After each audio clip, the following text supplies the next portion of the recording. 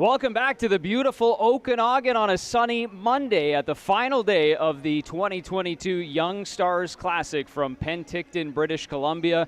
A double dip to start this event off and a double dip to finish it. Early game for the Winnipeg Jets and Calgary Flames. Brendan Parker alongside Jamie Thomas, Jets TV and Flames TV, as we look at the final day of this Young Stars Classic and one last opportunity for these Jets and Flames rookies to impress here, Flames and Jets brass, respectively. Right, and I think they come in this tournament talking about draft and developing and just the experience itself. But both these teams without a win here so far, it would be nice to hop on their respective planes and head back with a victory in their back pocket. It would be nice for both teams to do so. With main camp just around the corner as we take a look at the rosters that we'll see here deployed by each team today, starting with the Calgary Flames, and a couple of changes to their top six, moving guys around. Connor Zary will play with his teammate Jacob Pelche down in Stockton in the American Hockey League last year, and a couple of guys making their Young Stars Classic debut in Cameron Wynot, as well as Cooper Walker. In terms of players to watch here this morning, local time, the afternoon in Calgary, Walker Dewar, focus point for the Calgary Flames. This is a guy that played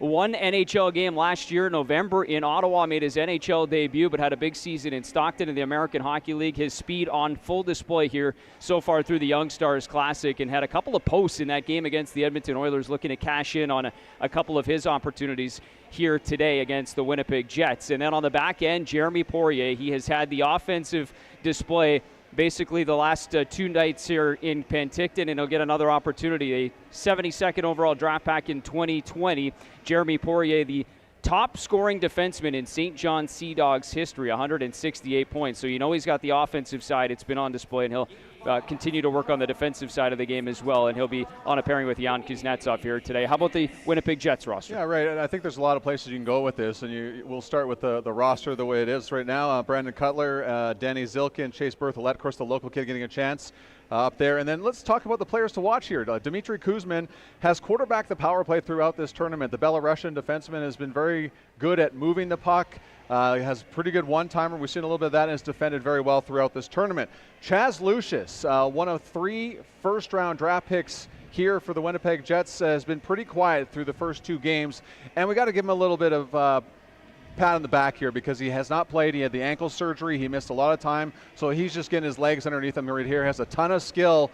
And whenever you see him one-on-one, it's a dangerous situation. So another opportunity for Chaz Lucius playing with Isaac Johnson and Tyler Bolin. Tyler Bolin, of course, has 2 goals so far in this tournament for the Winnipeg Jets. One of the oldest players, in fact, I think the oldest player in this Young Stars Classic at 26 years of age, in Tyler Bolin. And we'll look forward to seeing the Calgary Flames and Winnipeg Jets close out their Young Stars Classic here. And as you mentioned, 2 teams looking for their first victory. And I guess when you look at the Edmonton Oilers and Vancouver Canucks coming up in the second part of the double dip, that'll be for the Young Stars Classic Championship unofficially here as we round out the 6 games here at the South Okanagan Event Center as we look forward to this game here tonight. Let's talk about basically the roster for both of these teams as we've discussed throughout the tournament. It's spread out. You got some younger guys who are trying to make their transition into pro hockey. You've got some guys who are trying to continue and maybe take another step. And what about for the Winnipeg Jets as it stands out when you start to look ahead to main camp and guys who might be part of the conversation there when we turn here next week? I think first and foremost you have to start with Cole Perfetti, right? And I've talked on a lot of radio stations today about how Cole Perfetti has looked comfortable at times, and other times it looks like it's been a while since he's been on the ice, and that is factual. But there has been moments where he dominates. He's been outstanding in that place, and then you look at again, a guy like Brad Lambert, not necessarily going to be with the Jets this year. I think Cole Perfetti is really the only guy here who's going to do that. But what about the Calgary Flames? Yeah, the Calgary Flames, similar. I think a lot of the conversation, outside of the organization has been around Jacob Pelche, and a guy who, was a top rookie last year in the American Hockey League, the leading scorer in terms of rookies for the Calgary Flames, second on the team in Stockton of the American Hockey League, and a guy that, has to push for a job. And I think it was after the Edmonton Oilers game, he talked to us, just saying that he hasn't felt like he's shown his best here so far in the Young Stars Classic, and heard that from a number of guys yesterday in conversations as they had their practice, and that they'd like to take it up a little notch here heading into main camp and really show what they have. And, Connor Zary is another guy, and they're going to play on the same line together. Obviously, World Junior teammates back when they won a silver medal, and they have some familiarity there, played last year in Stockton as well, and now on a line here to start this morning, so we'll see if that chemistry pays off. Walker Dueller will play on the right side. Let's pause and turn it over to the public address announcer, Joey Pitt. The South Okanagan Event Center recognizes the Penticton Indian Band and the traditional ancestral unceded territory of the Okanagan Syilx people, whose lands we live, learn, and do our work.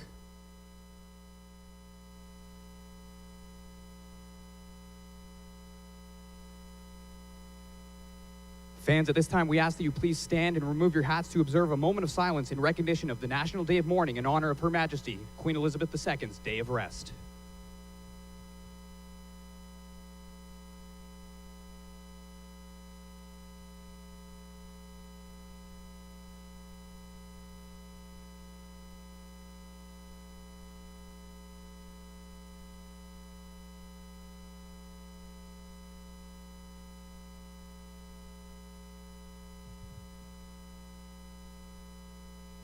Thank you. Fans, we ask that you please remain standing and join Kelty Matthews in the singing of O Canada.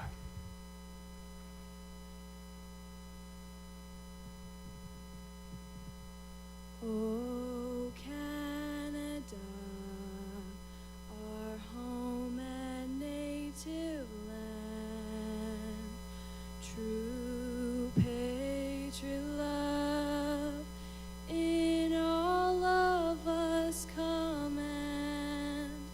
With glowing hearts we see thee rise, the true north strong and free.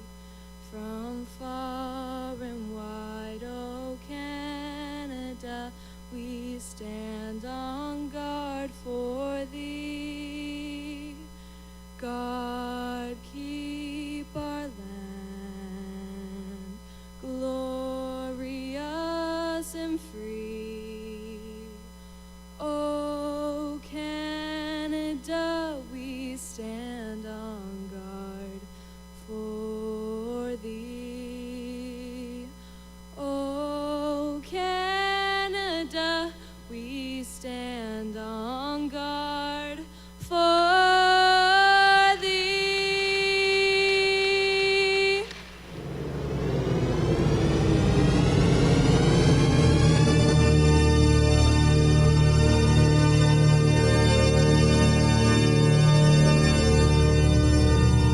Goaltenders for tonight's hockey game, Daniil Chechlev gets his first opportunity in this Young Stars Classic after Dustin Wolf started each of the first 2 games for the Calgary Flames. The 2020 4th-round pick, 96th overall. He'll be on a AHL contract with the Wranglers this season. At the other end of the ice, a first opportunity for Dominic DiVincentis as well for the Winnipeg Jets, getting his first start of this Young Stars Classic. 27 games last year for North Bay in the Ontario Hockey League, 7th-round pick, 207th overall in the most recent 2022 NHL draft. So there's your goaltending matchup, Chechlev versus DiVincentis, and it'll be Connor Zary to take the face-off against Danny Zilkin of the Winnipeg Jets. And we are underway here in the final day of the Young Stars Classic from the South Okanagan Event Center. And an early start here for the Winnipeg Jets and Calgary Flames. The 11 a.m. local time puck drop, and off we go. Jacob Pelche and Connor Zary doing some work in the offensive zone, pushing. Spun aside on the forecheck is Pelche, and who turns it over momentarily. Zary gets a piece of it and gets it all the way back to the point. There's Cameron Wynot, holds it in and fires it back into the net. It's gathered in there by the Winnipeg Jets. Out to center, but turned over. Here's Peterson. His shot stopped by DiVincentis on a quick turnover there by Peterson right in the slot, and an opportunity. This one's flung right through the middle by Dewar, and then back out to center as Berthelot tried to control it, but it's Cole Schmidt coming in off the rush to the net, stopped by DiVincentis. The rebound, now Klapka. He corrals it, the big man, 6'7", on the wraparound, and that's through the blue paint and out the other side. A quick start for the Calgary Flames and a couple of early opportunities, already a line change in, and this puck is sent down the ice by Zilkin, and that'll go for icing, but a quick start for the Flames here, Jamie. 100%, and you one thing you haven't seen through the first 2 games, at least here the Winnipeg Jets, the size of the Calgary Flames here, and I think that's a big reason why the coaching staff put Wyatt Wilson and Simon Kubicek back in the lineup, to get some size to deal with, the size and physicality to deal with the big bodies up front for the Calgary Flames in this game this afternoon. Saw it there from Cole Schmidt, of course, makes his Calgary Flames debut here at this Young Stars Classic. First opportunity to wear the Flaming Sea coming over in that blockbuster trade. That also included Jonathan Huberdeau and Mackenzie Weegar. As the play is back underway, Jack Beck chips that in. Lucas Siona on the forecheck, works it up to the point. Jeremy Poirier, talked about him in the opening. Fires it on net. He's playing alongside Jan Kuznetsov, the two teammates in St. John. Memorial Cup champions this year. They had the month-long wait to get action underway. There's the rebound, and it's Poirier that had the second attempt that hits the pad of DiVincentis. He kicked out to the corner. Siona, another big man, the big forward as you talked about. In on the forecheck, had it up against the wall, but the Jets are able to clear it out to center. It's Lundmark. Nice spin move there to get it out as Dmitry Kuzin gets it up to Perfetti, who chips it into the Calgary Flames zone. Christopher Sedoff working well with his defense partner to get that puck out. Now here come the Calgary Flames and Lucas Fuchs, but it goes off his skate. Stopped at the Jets' offensive blue line, and they'll have to backtrack and reset. That one's picked off by Henry Niekkonen and sent back down into the Calgary Flames zone. Here's Sedoff now. Here on a free agent tryout.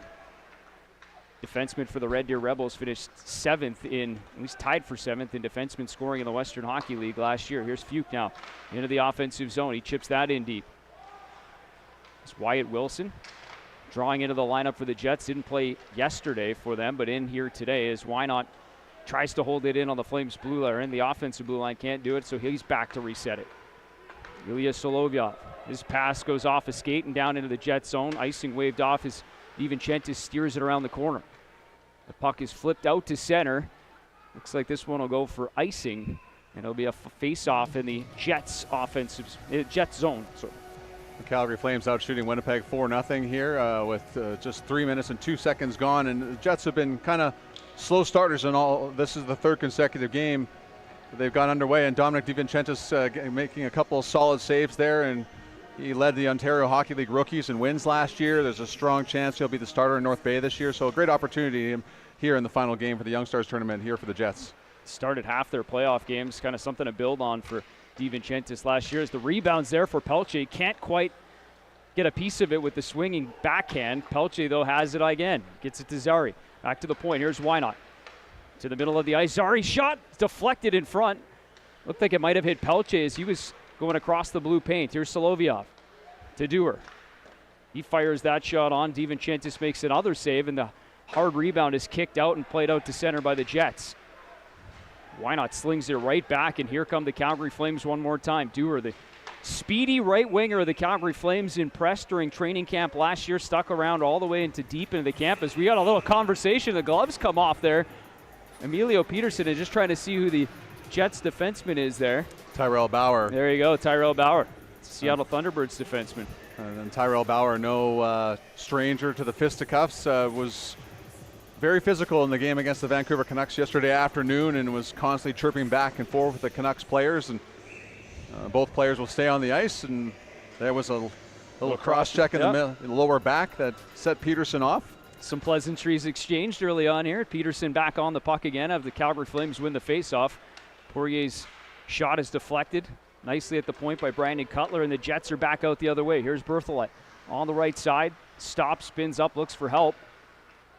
It's got Zilkin there. That pass all the way to the point. Ethan Kapp holds it in and puts it around behind the net. Here's Berthelot. Knocked off his stick there by Poirier. Brandon Cutler cuts it off, and now Cole Schwind takes over and brings it back out for the Calgary Flames. He's got Klapka with him, who takes the pass along the wall, but then it's turned over again and slung out to center. There's Kuznetsov. Klapka on it, into the offensive zone. Fires, deflected high off the glass.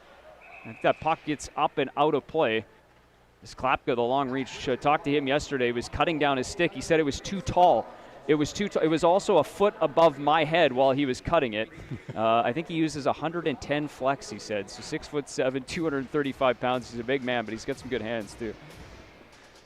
Sometimes, as a part of the media in this game, you feel like just a little child. I feel like you're in grade 4 sometimes walking around. A real humbling experience. You're like 18 and you're like 100 pounds more than I am. Yeah, definitely can't shoot it like that as well. But he's had some hands on display here in the first two games, and watch a little bit of that. His office has been posted up in front of the opposition net. Here's Lucas Iona, brings it back in for the Calgary Flames. Here's Setoff, and he's got a lane. In, shot. DiVincentis makes the save, and it's into the corner, but Jack backs on it once again for the Calgary Flames. Perfetti, though, takes over, and he brings it out back the other way. Stood up there by Cole Jordan, is knocked down, but it's offside on the play on the part of the Winnipeg Jets. Mark Morrison, the head coach of the Manitoba Moose and the head coach for the Winnipeg Jets, the Young Stars tournament, putting Cole Perfetti with Greg Morales. Greg Morales had a great season with the Moose last year, was on the fourth line, and because of all the call-ups to the Winnipeg Jets, got a chance to play on the first line and took advantage of it. That's what you want to see in a development situation. If you're getting this opportunity, what are you going to do with it? And Greg Morales impressed the coaching staff down with the Manitoba Moose with his performance as the #1 center for a stretch with, in the American League last year. A guy that spent 5 seasons with the Kitchener Rangers, making that transition to pro, and those 5 seasons with the Kitchener Rangers, 99 goals, 244 games played, so logged a lot of minutes and a lot of games for the Ontario Hockey League's Kitchener Rangers as Lucas Fuchs brings it back in. His shot's deflected. Winnipeg getting in the way of a lot of shots, and that one actually looks like it stung Wyatt Wilson. He's kind of hunched over in front of the net. As another opportunity in front. That's Cooper Walker that had the chance.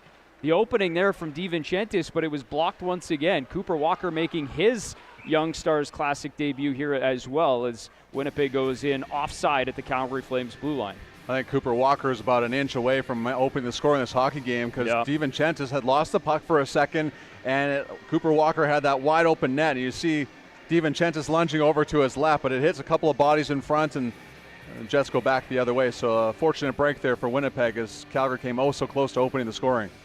Might have even hit Wyatt Wilson again. He was already hunched over from the initial shot, but props to him for getting back into that shooting lane. Shots are 7-0 right now in favor of the Calgary Flames. And a couple of block shots, as we've already described as well. And Daniil Chechlev hasn't had to be too busy here in the opening part of this first period as Walker Duran, the Calgary Flames top line, comes back over the boards. Pelche tries to get it in transition to Zari. It goes off his stick, and it's back the other way. Isaac Johnson for the Winnipeg Jets. He pulls up, looks for an opening. Instead, he cycles it back down. Chaz Lucius has it along the boards, but he's met by Zari, and Calgary Flames will work it back across Poirier to Jan Kuznetsov behind the net. Here's Dewar to offer his assistance coming through the middle. Gets it up to Poirier, in across the line. A nice move, and then the shot is just fired wide to the left of Dominic DiVincentis. Calgary Flames will get a line change now. So will the Jets. As Christopher Setoff gets that puck back up into the neutral zone. Here's Emilio Peterson. He's got Cole Jordan on the rush. He falls down and then back the other way. And a possible 2-on-1 was broken up there by Setoff. And now Klapka comes back in across the line. Peterson to Setoff. Fires, shot, scores!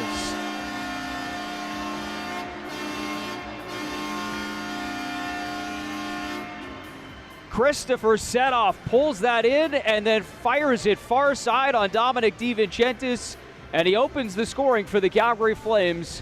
1-0 over the Winnipeg Jets. Well, the constant here so far in this first period this afternoon is Calgary Flames getting bodies in front of Dominic DiVincentis, and Setoff pulls that away, kind of a little bit of a toe drag before the release, and there were many bodies in front of Dominic DiVincentis, and he beats him high blocker side for the 1-0 Flames lead. Had 7 goals and 61 points last season with the Red Deer Rebels, and showing a little bit of that offensive prowess there. Jumping up. In fact, he's been up in the rush a couple of times in this game so far, but getting a nice look from the Calgary Flames coaching staff here as a free agent invite, and an unsigned guy that gets this opportunity to play in all 3 games of the Young Stars Classic and makes good with his first of this Young Stars here today. Well, you have to be excited, though, if you're Setoff. You see the skill there. And not just anybody can just do a toe drag and get a half-decent shot up, but recognizing the fact there's lots of bodies in front. And Chase Berthollet couldn't get the stick in the lane. And then again, too many bodies in front of Dominic DiVincentis to be able to track that puck.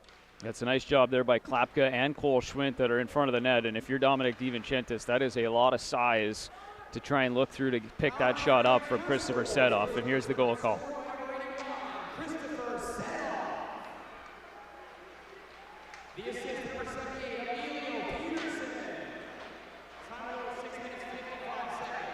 There's a conversation behind the play, and it's going to lead to some gloves dropped, and it's Lucas Siona trying to see who he's tied up with there as they fight along the wall.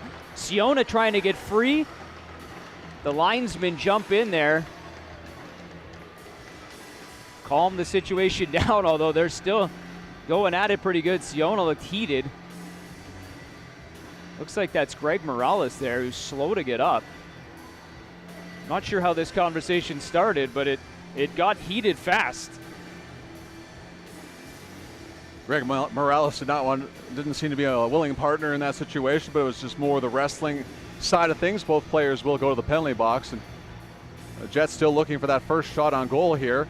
Actually, no, it will just be just a one man. The Calgary Flames. So the Jets power play, which has been pretty good throughout this tournament, in just the 2 games, you see a lot of the skill coming into play with the man advantage in this tournament so far in the first 2 games.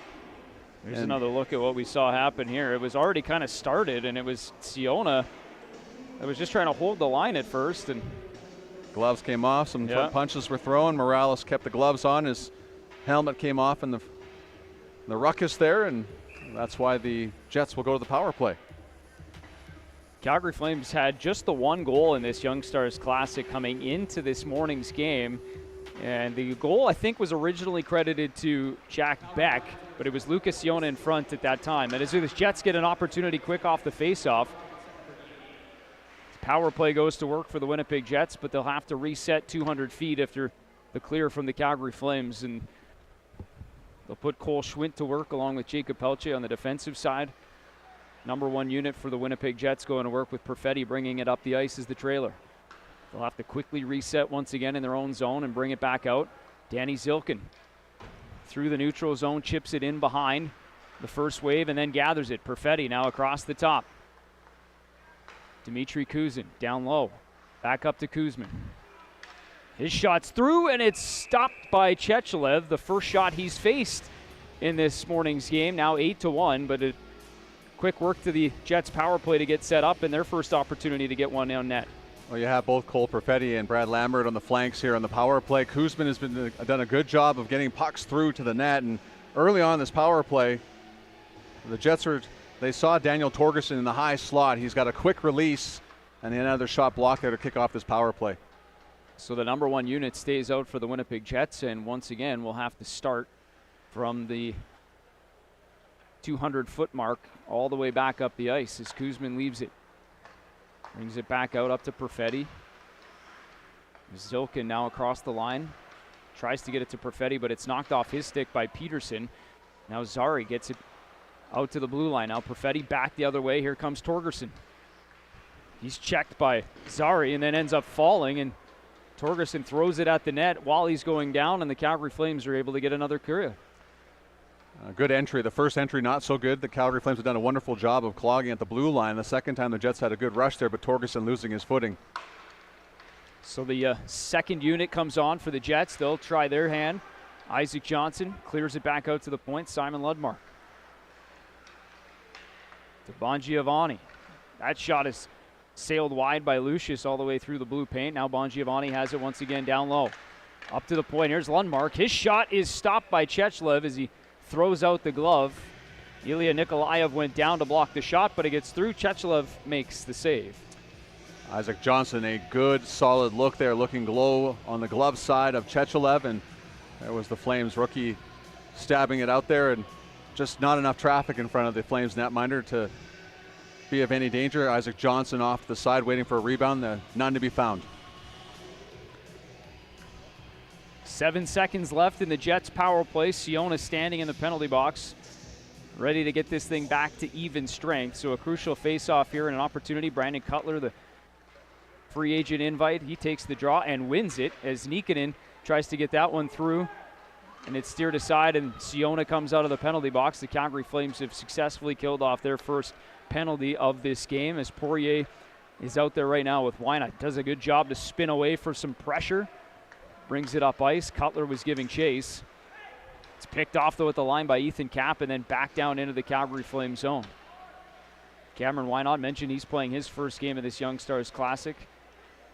Draft pick of the Calgary Flames out of Kentville, Nova Scotia. Played with his pseudo hometown team in the Halifax Mooseheads Last season had 4 goals and 17 points in 45 games as the Flames bring it back into the offensive zone. The guy he would have spent some time playing against was Jeremy Poirier, who brought that in for the Flames, and the puck's back out into the neutral zone. Chipped in by Tyler Bolin. Here's Setoff, the goal scorer, out to Poirier. He's at the end of a shift. He tries to get a change here as Cole Schmidt takes over for the Calgary Flames. Kuzman. He's got Simon Kubicek with him. Jets get that down inside the Flames zone. On it is Johnson. But Schwint takes it away from him. He'll circle and buy some time for the Calgary Flames. Try and break this thing out. Setoff behind his own net. Up ice to Jordan. Playing his second game of the Young Stars Classic, was a scratch on Saturday against the Edmonton Oilers, but back in on the back end tonight for the Calgary Flames. Heisinger is the call, though. Back into the Jets zone for a faceoff for the Calgary Flames. Looking forward to the first intermission, talking with Winnipeg Jets Assistant General Manager Craig Heisinger, and we'll kind of go from a Manitoba Moose perspective. Of course, Heisinger runs the Moose. The Jets, a minor American Hockey League affiliate, and took a big step last year and are very, very deep on the back end. Lots of things to be excited about there for the Manitoba Moose coming up to this year. We'll also have Brad Pascal join us, who's the Assistant General Manager of the Calgary Flames, but in charge of the Calgary Wranglers. So we got both American Hockey League GMs with us on the broadcast here this morning. It's going to be tough to go with the morning versus afternoon here, but it is soon to be afternoon as Danny Silk back home is afternoon. It's exactly, that's all that matters. Welcome to all our listeners on Sportsnet 960, The Fan in Calgary, as well as both Calgary Flames and Winnipeg Jets live streams here this afternoon. 8 minutes to go in this first period. Calgary Flames have the lead. 1-0 over the Winnipeg Jets on a goal by Christopher Setoff. His first of the Young Stars Classic. Shots 8-3 in favor of the Calgary Flames, but pace is slowed in as Perfetti takes a pass and he's breaking in. And shot just wide. Nice move to get it onto the backhand of the forehand, but lifts it just over the net of the Calgary Flames, over the shoulder of Daniil Chechelev, but a nice move by Cole Perfetti to find some space on the outside. That pass is picked off. Here's Dewar now, up the middle. Pelche tries to get it back to Dewar. That's broken up nicely by the Winnipeg Jets, but Zary on it again for the Flames. Connor Zary spins across to Kuznetsov. He makes a nice little move to get some space down on the outside. Sharp angle shots steered away by DiVincentis, and the Jets will get it back out to center with Brad Lambert. Now across the line is Kubicek. Isaac Johnson throws it in the middle. Broken up nicely there by Zary. Slings it across to his Stockton Heat teammate from last year, Jacob Pelche. At the end of their shift, they'd like to get this up and out of the zone, and that's knocked down nicely there at the line by Dmitry Kuzin, and Kuzman sends it all the way back down to the Flame zone. Some pressure here now from the Winnipeg Jets, starting to push back just a little bit as Walker Dewar flips that one out to center. Here's Morales. Morales, the backhand, steered away there by Kuznetsov. Once again, it's held in at the line, this time by Tyler Bolin. Jets will get a change. The Flames will try to alleviate some of the pressure here now. Kuznetsov on the breakout. Off the stick of Poirier and then right back into the Flame zone. Kuznetsov has traffic again. Bongiovanni is all over him. Does good to get it out, and it's off the stick of Lucas Fuke, or at least we thought it was, but it is going to go down for icing. Well, the last chance for the Winnipeg Jets came off a wonderful head pass from Tyrell Bauer onto the stick of Cole Perfetti, and Perfetti gets a jump on the Flame defender and cuts inside and just misses high on Chechelev. And some credit has to be given to Chechelev in that situation, right? He just took away a big part of the net and forced a perfect shot attempt from Cole Perfetti. So Jets kind of pouring things on a little bit since falling down 1-0. Yeah, starting to push back a little bit here in the middle part of this period as the point shot hits a body in front and then tries to tuck it home with Henry Niikanen, but he couldn't find the handle and the puck's flipped out to center. Niikanen with a glorious opportunity had Chechelev down, and here comes Cooper Walker the other way. Walker to Peterson. His shot's blocked nicely in front there by Bauer. The rebound, another shot blocked by Bauer. The big man in front of the net, the Seattle Thunderbirds captain, doing some fine work defensively for the Winnipeg Jets, and it's back out to the neutral zone where Fuke gathers it. That hits a skate. Comes back over to Ethan Kapp. Cap to Kubicek. Another one of those top scoring defensemen in the Western Hockey League, Simon Kubicek. So there's a battle for it in the neutral zone, and on it is Chaz Lucius. Now Bolin, the shot might have caught the side of the net there. Or maybe the blocker of Daniil Chechelev, and it's the Flames back out the other way. Here's Klapka. He stops up looking for help. Cap is on him, and the Jets will turn it over. Chaz Lucius in support down low. The Jets get it up to center and chip it down low. 5 minutes to go in the first period. Calgary Flames and Winnipeg Jets, the final game of the Young Stars Classic for both of these teams, is Adam Klapka, the big man, drags it out to center. He's got Ilya Nikolaev. That pass just can't connect in front of the net with Klapka going to the net. So Nikolaev finishes his check, but Simon Lundmark does a good job to stick with the puck and get it out to center.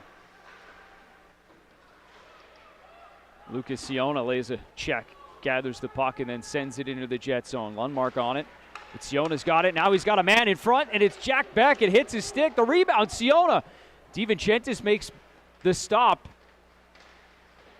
Flames still have it, though. Siona down low, doing some woodwork at that big body again. Loses his stick, but Nikolaev comes in to take it. He spins, got some help now. He's erased momentarily there by Lundmark, but the puck comes free to Siona, up to the point. Fired on by Soloviev.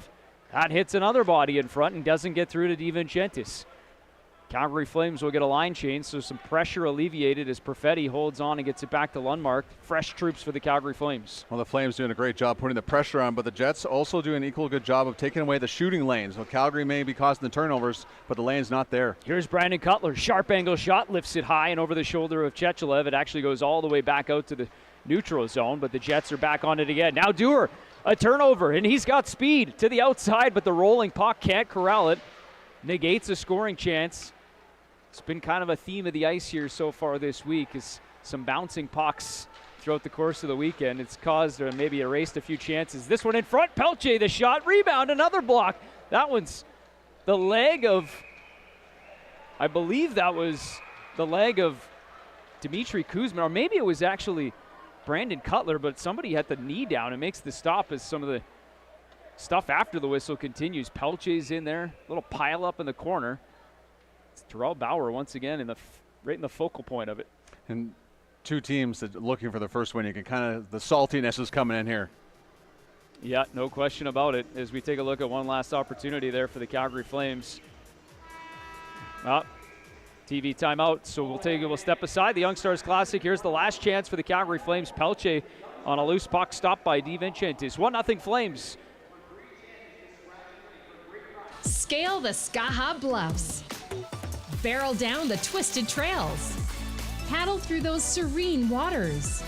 Penticton has it all and more. Stroll down to the farmer's market.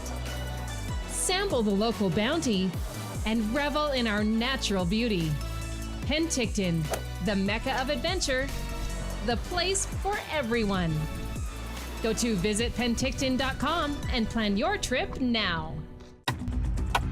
The wait is finally over.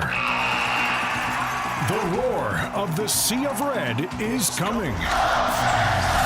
Your Calgary Flames are set to hit the ice at Scotiabank Saddledome. Tickets are on sale now for the 2022-2023 season. Join the Sea of Red and watch all the incredible Flames action live. Get your tickets now at calgaryflames.com/tickets. Penticton, BC offers so much to see and do. Leave the keys and explore on foot, by bike, or paddling for an experience that's almost fuel-free. Out in the fresh Okanagan air, not only are you saving money, you're feeling better with exercise and the peace of mind that comes through responsible and sustainable travel. Feel the freedom of exploring Penticton fuel-free. Almost.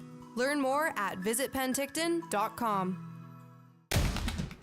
Welcome back to the South Okanagan Event Center. Calgary Flames and Winnipeg Jets in a morning tilt local time, and Calgary Flames have the 1-0 lead, but Dominic DiVincentis has done well to keep it just a one-goal game right now for the Jets. And got some help from his defenseman Brandon Cutler, who reached back with the right skate, the old toe save. You love it when your forwards get down low and sacrifice their bodies to keep the puck out of the net if you're Dominic DiVincentis. Kick that right leg out. Jets have done a really good job of getting in the shooting lanes here throughout the course of this afternoon's hockey game. Tyrell Bauer is another guy that's blocked a number of shots so far on the back end for the Jets. As we get into the final 3 minutes of this first period, that puck is tipped in, so the icing's negated. Chechelev back out to play it, but plays it right on the stick of Torgerson. Now into the front, the backhand by Bongiovanni, and it's stopped by Chechelev, who hangs on, seals it up, no rebound, and once again the conversations continue behind the net between the Jets and Flames. And continuation of what the Jets want to see from Daniel Torgerson and Henry Niekkonen, played together for a little bit with the Moose. That's likely going to be a combo they're going to go with again this year, so they throw in Wyatt Bongiovanni, who's been pretty good for them, closed out his college hockey career this past spring before signing with the Winnipeg Jets, and a good look for him on that second line. Yeah, Bongiovanni made his pro debut last year, 3 games played in the American Hockey League, but turning full-time pro this season. As that shot goes off the crossbar, Tyler Bolin let it fly, and the leading scorer for the Winnipeg Jets, at least in terms of goals, almost struck again. The Calgary Flames avoid the equalizer, and they've got it back out into the center ice. It's Kuzman off the stick of Lucius and into the Calgary Flames zone. Why not spins away from traffic, gets it up to Fuke. Now into the middle. That pass is picked off by Boland, who's been a thorn in the side of the Calgary Flames here in the latter half of this first period. As now Flames have a chance with the offensive zone. Walker all the way across. It goes off the skate of Wynot and down into the corner. Steered into the corner there by Lundmark. Lucius tries to offer his help, but it's stopped along the wall by Cole Huckins. And now here comes Greg Morales all by himself, 1-on-4, as the Jets get a change to the rest of their troops. Morales does well to keep it in the zone, though, as Perfetti's on it. Tries to poke it off the stick of Fuke, and a little battle along the wall. Won by the Flames. Why not? Up the wall and eventually actually held in there by Wyatt Wilson. Lambert now to Perfetti. Circling. He's got 2 guys on him. Knocked off his stick and held in once again at the point. Now the Flames will get an opportunity to clear, and it's Solovyov, one of 2 Belarusians in this hockey game, 1 on each team. And here's a 3-on-1. Perfetti drags, fires, stopped by Chechelev. The 3-on-1 from inside the circles, and Chechelev makes the save. Now the rebound, Lambert scores.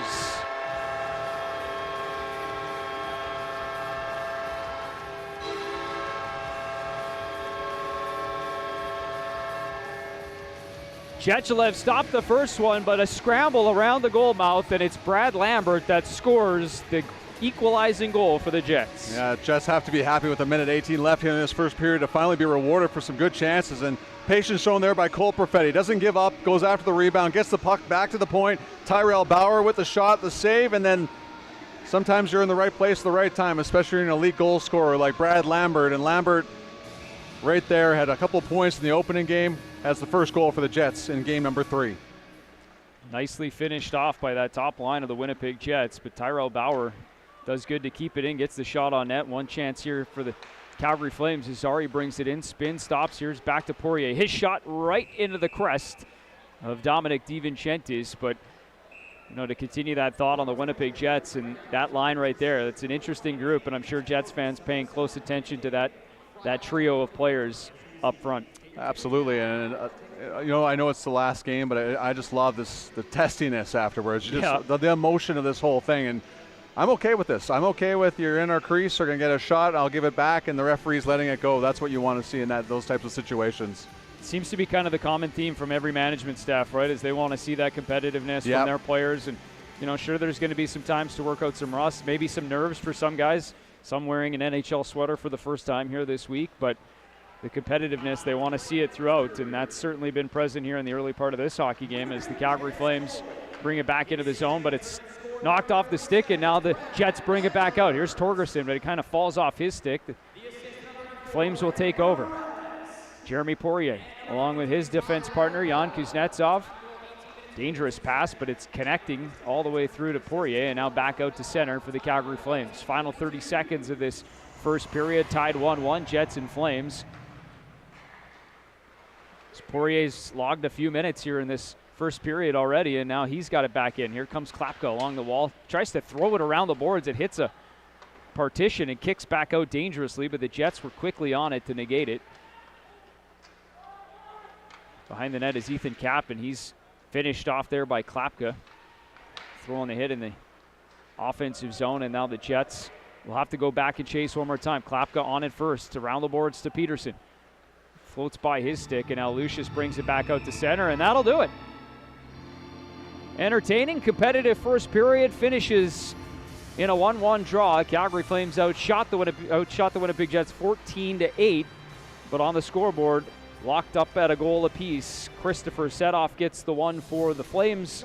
Brad Lambert for the Winnipeg Jets. Now keep in mind, at one point it was 8-0 shots on goal. The Flames got off a tremendous start. They were on every puck, and the Jets were scrambling a little bit with the size of the Calgary Flames there for a little bit. Then they adapted, started skating a little more evenly played game over the last, say, 10 minutes of this first period. Coming up next, we'll have a conversation with Craig Heisinger of the Winnipeg Jets. But first, Nazem Kadri, the newest member of the Calgary Flames, or one of the newest members of the Calgary Flames, in conversation about the start to the season, what his offseason looked like, and what's upcoming for Nazem Kadri as a member of the Flames.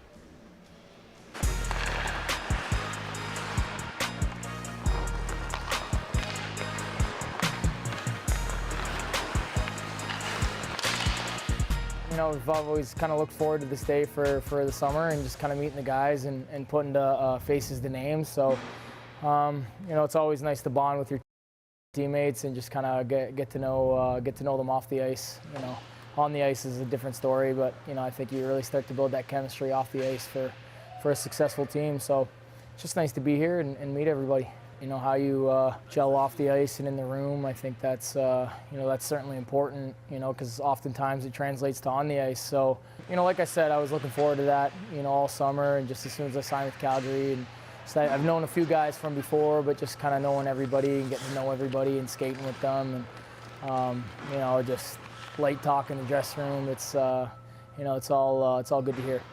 Maybe just a thought on this offseason. Obviously, you win the Stanley Cup in late June, and then it's kind of a sprint in many ways throughout the summer. But just how memorable, how this summer has been for you, kind of going back through everything that's taken place. Well, one I'll certainly never forget. So that was, you know, certainly a great year for me individually and us as a team. And you know, I think anytime that happens, you kind of get greedy in a sense, and you just want that all the time. I mean, if that's achievable to do every single year, I'm not quite sure, but you know, you can give it your best shot, and I think we're certainly capable, and that was one of the reasons I decided to come to Calgary.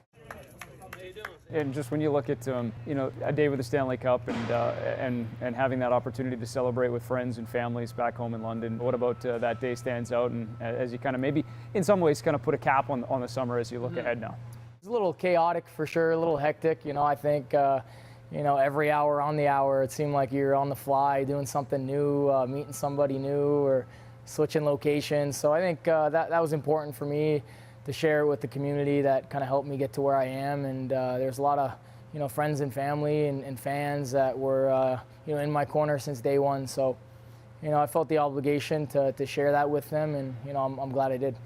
Your sense of community seems so strong, and I'll go back to last week and an opportunity to give back to the community and to the local hospital. When did that thought come into your head about, you know, something that you would like to do, and then maybe just the ability to make it happen? And, you know, as you kind of went through that process, looking back now. Yeah, it was an idea years ago. Somebody had approached me with, and you know, just the process and the blueprint behind, you know, the details involved. It's kind of optimizing, you know, surgeries, and I think, you know, obviously being an athlete and going through that, you know, firsthand, I think, you know, taking care of your health is, you know, a #1 priority. So, you know, and like I said, it's in my hometown, and you know, anytime I'm able to give back, I feel like, you know, I'm in a position to do so, and it's just a great opportunity for me, and I'm just, you know, happy I got to contribute. It's important, I think, and you know, that's something that's part of my roots, and you know, I've always. You know, I'm never really going to forget where I came from, and I think that's made me who I am today, and that's part of my character. So, you know, any community that I play in, you know, I want to get involved, and I want to meet new people, new faces, and, you know, I think hockey is a sport that brings everybody together, and, you know, I enjoy contributing to that. We just talked about how much this summer flies by, but right around the corner we get an opportunity to drop it for real here. What about the outlook? How do you feel going into a training camp here with the new club, and what it all looks like? Feel great, really. I mean, it's just to look at the pieces around me, especially today, and just seeing all the faces. And we got some great hockey players on this team, and I think we're going to fit nicely together. So, of course, it's a bit of a change, and it's a bit of a new perspective. But I think that's kind of re-energizing in a sense to a lot of people, and including players and fans and everybody involved in the organization. So, it's that time of year where you get the itch to kind of drop the puck and worry about winning hockey games.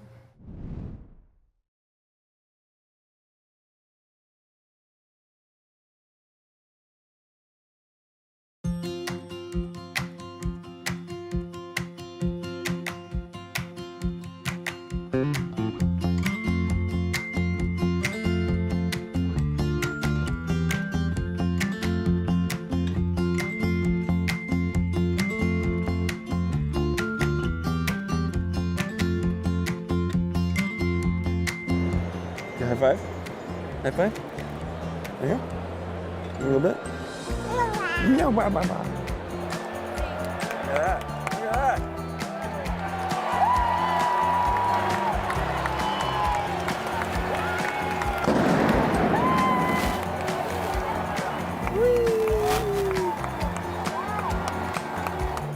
I thought she was gonna.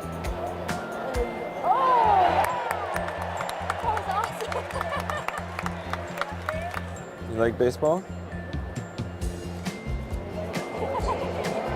Said you couldn't get this row, huh?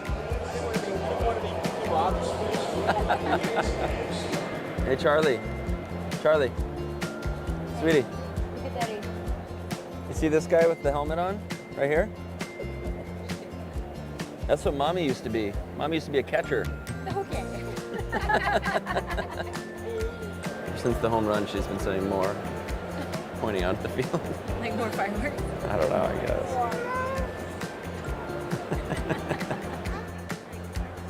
Get the hips loosened up. Oh. Like changing over the boards. Right here. Boom. Did you miss? Oh. Carson, say ball. You say, Carson, ball. Hey, watch this. Carson.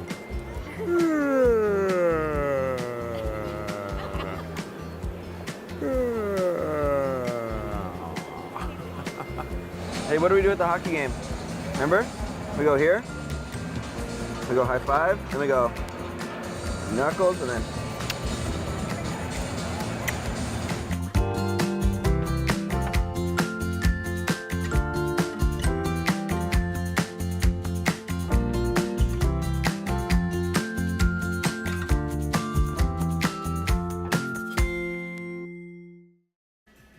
First intermission rolls on here in Penticton as the Flames and Jets are tied at 1 after 20 minutes, joined by Assistant General Manager of the Winnipeg Jets and the General Manager of the Manitoba Moose, Craig Heisinger.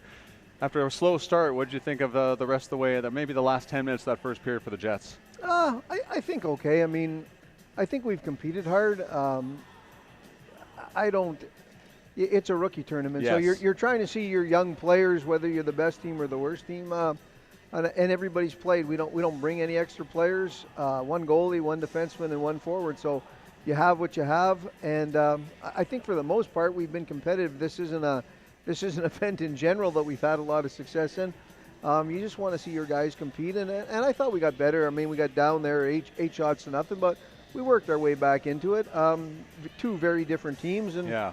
We'll just keep chipping away. Is it something when Calgary's loaded with a lot of American Hockey League players? Is it good to see how the younger guys on your roster match up against that?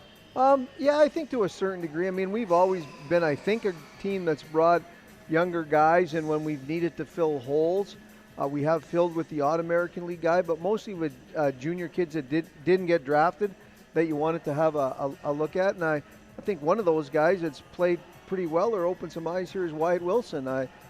Kind of a late ad, but he's come in here and contributed and played well. A couple of defensemen that played for you a little bit, Dean Stewart and, of course, Simon Lundmark. What have you thought of their tournament so far? I think it's been a good event for Simon. I mean, it's his first other than playing in the American League last year, he hadn't been at development camps. He hadn't been at rookie tournaments.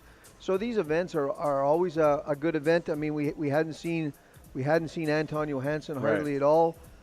We hadn't seen a lot of Dmitry Kuzmin since his draft year. I guess we'd seen him in junior last year, but you see him at a different level. And I think those guys have come in and played well. Dean Stewart played well in the American League last year in his 13 or 20 games, whatever he played. So it's good. It gives them an opportunity, who's ever going to main NHL camp, and gets guys ready for American League camp as well. A couple guys that came late last year, Henry Nikin and Daniel Torgerson, big-bodied players. You want to see them play a little bit bigger in some aspects this year in the American League? I think what you want from those guys is for them to play faster. Yeah. I think at the end of the day that you got to learn to play fast. You got to learn to play with pace, 30 to 45 second shifts, and you go, and then you get off and recover and get back out there. Let's talk about the coaching staff here. Nolan Baumgartner joins the team. Nice to have him back. Yeah, it is. I mean, at this event in Penticton, you could have a Moose reunion with all the guys that are between Vancouver here, and even guys, Jason Jaffrey working for other teams. So Tyler Bauk was here the other day.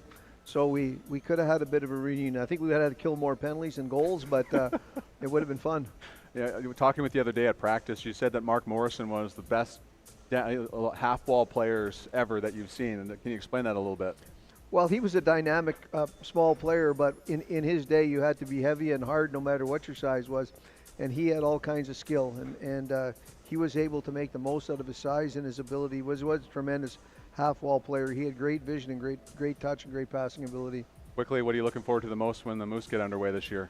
I think just where we fit again. I think our team's a lot the same as it was last year, but the American League, there's a lot of moving pieces in the American League, a lot of transition depending on how the Jets do, and but it's always fun. And as you said, we have a real solid coaching staff there that you can look forward to see the young players get better. Craig, always appreciate the time. Thank you so much. Thank you. That's Craig Heisinger of the Winnipeg Jets, the Manitoba Moose. Let's take a look at a feature on Chris Sutter of the Calgary Flames.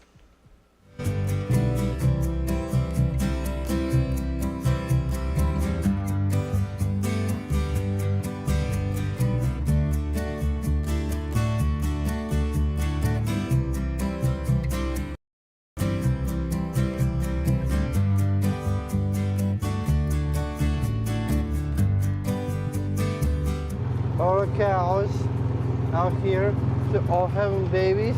Yeah. Do you have a dad right there? They're in that corner over there? You're in there. Right here and there? Yes. And some in there. Yeah. Out there. Can you bring them in right through here? Yes. Yeah. Like on them in, on them out. Right. My grandpa and grandma live in there. Yeah. I like the red though. Signature. Because my grandpa, he always paints his stuff red. Everything. This is our hayfield. Full of bales from. Those are fresh, right? Fresh. Fresh bales? Old. Yeah. Full of cows in here. Yeah. But now we can't go through that water. We'd be stinky. A little swampy? Yeah. But mostly our hayfield out here. Your hayfield out here? Yes. Yeah. That's the hayfield. Yep. We're doing grain next field. What crop does he have out here? Is that Canola. wheat? You love coming back to the farm in the summertime? I do. Yeah. What's your favorite part? Just like have fun and do your own stuff. Yeah. Like ball tournaments, hockey tournaments, golf tournaments. Lots of family, lots of friends around? Oh yeah. Yeah. Lots of stuff to do. Lots of things. You got your long list of chores, right? Yep. And I was going this ride, a blue ride. A little trusty, right? I got it deer.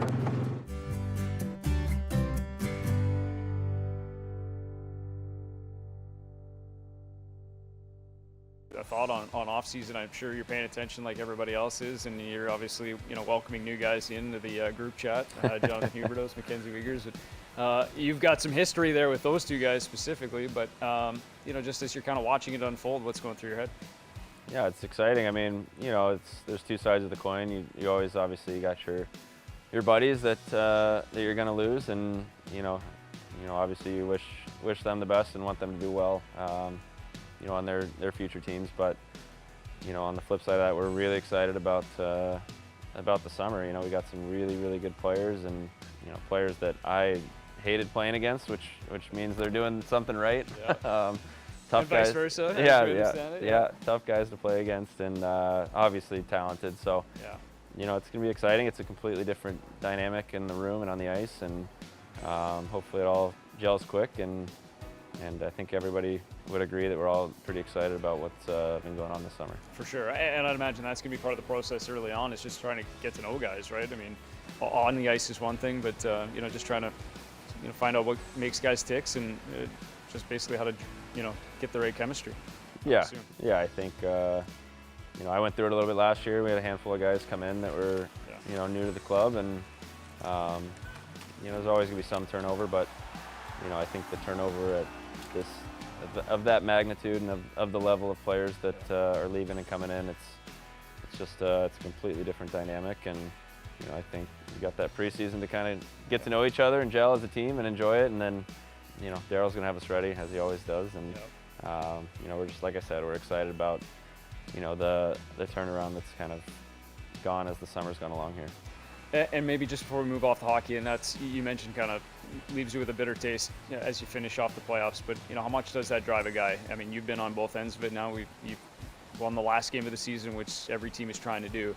But what about for you, and kind of coming back now with that extra bit of fire for next season? Yeah, I mean, anytime you're in the playoffs and you lose, it always hurts, and there's always, like you said, every team but one is going to have that feeling, and to have such a good team last year and come up short, it's tough, but it's motivating, and I know personally for me this summer's been honestly kind of what I needed. I've had some time away. I got off the ice for a bit, tried to get the body healed up the way it needed to, things like that, and I'd played a lot of hockey in the last seasons, I guess, and sometimes you just need that recharge, and I feel like I've gotten that here, and so I think I got another level, and I think obviously, like I said, there's a lot of buzz and excitement around the kind of new faces and new teams, so we'll just see where it takes us. When you're playing though, I would assume that doesn't quite register. I mean, the adrenaline going, you get ready to play every night, but as you've had some time that you, as you mentioned, haven't had for a few years, could you kind of see the the wear, the tear that takes, and how refreshing this is maybe to get some downtime for you? Yeah, I mean, you feel it.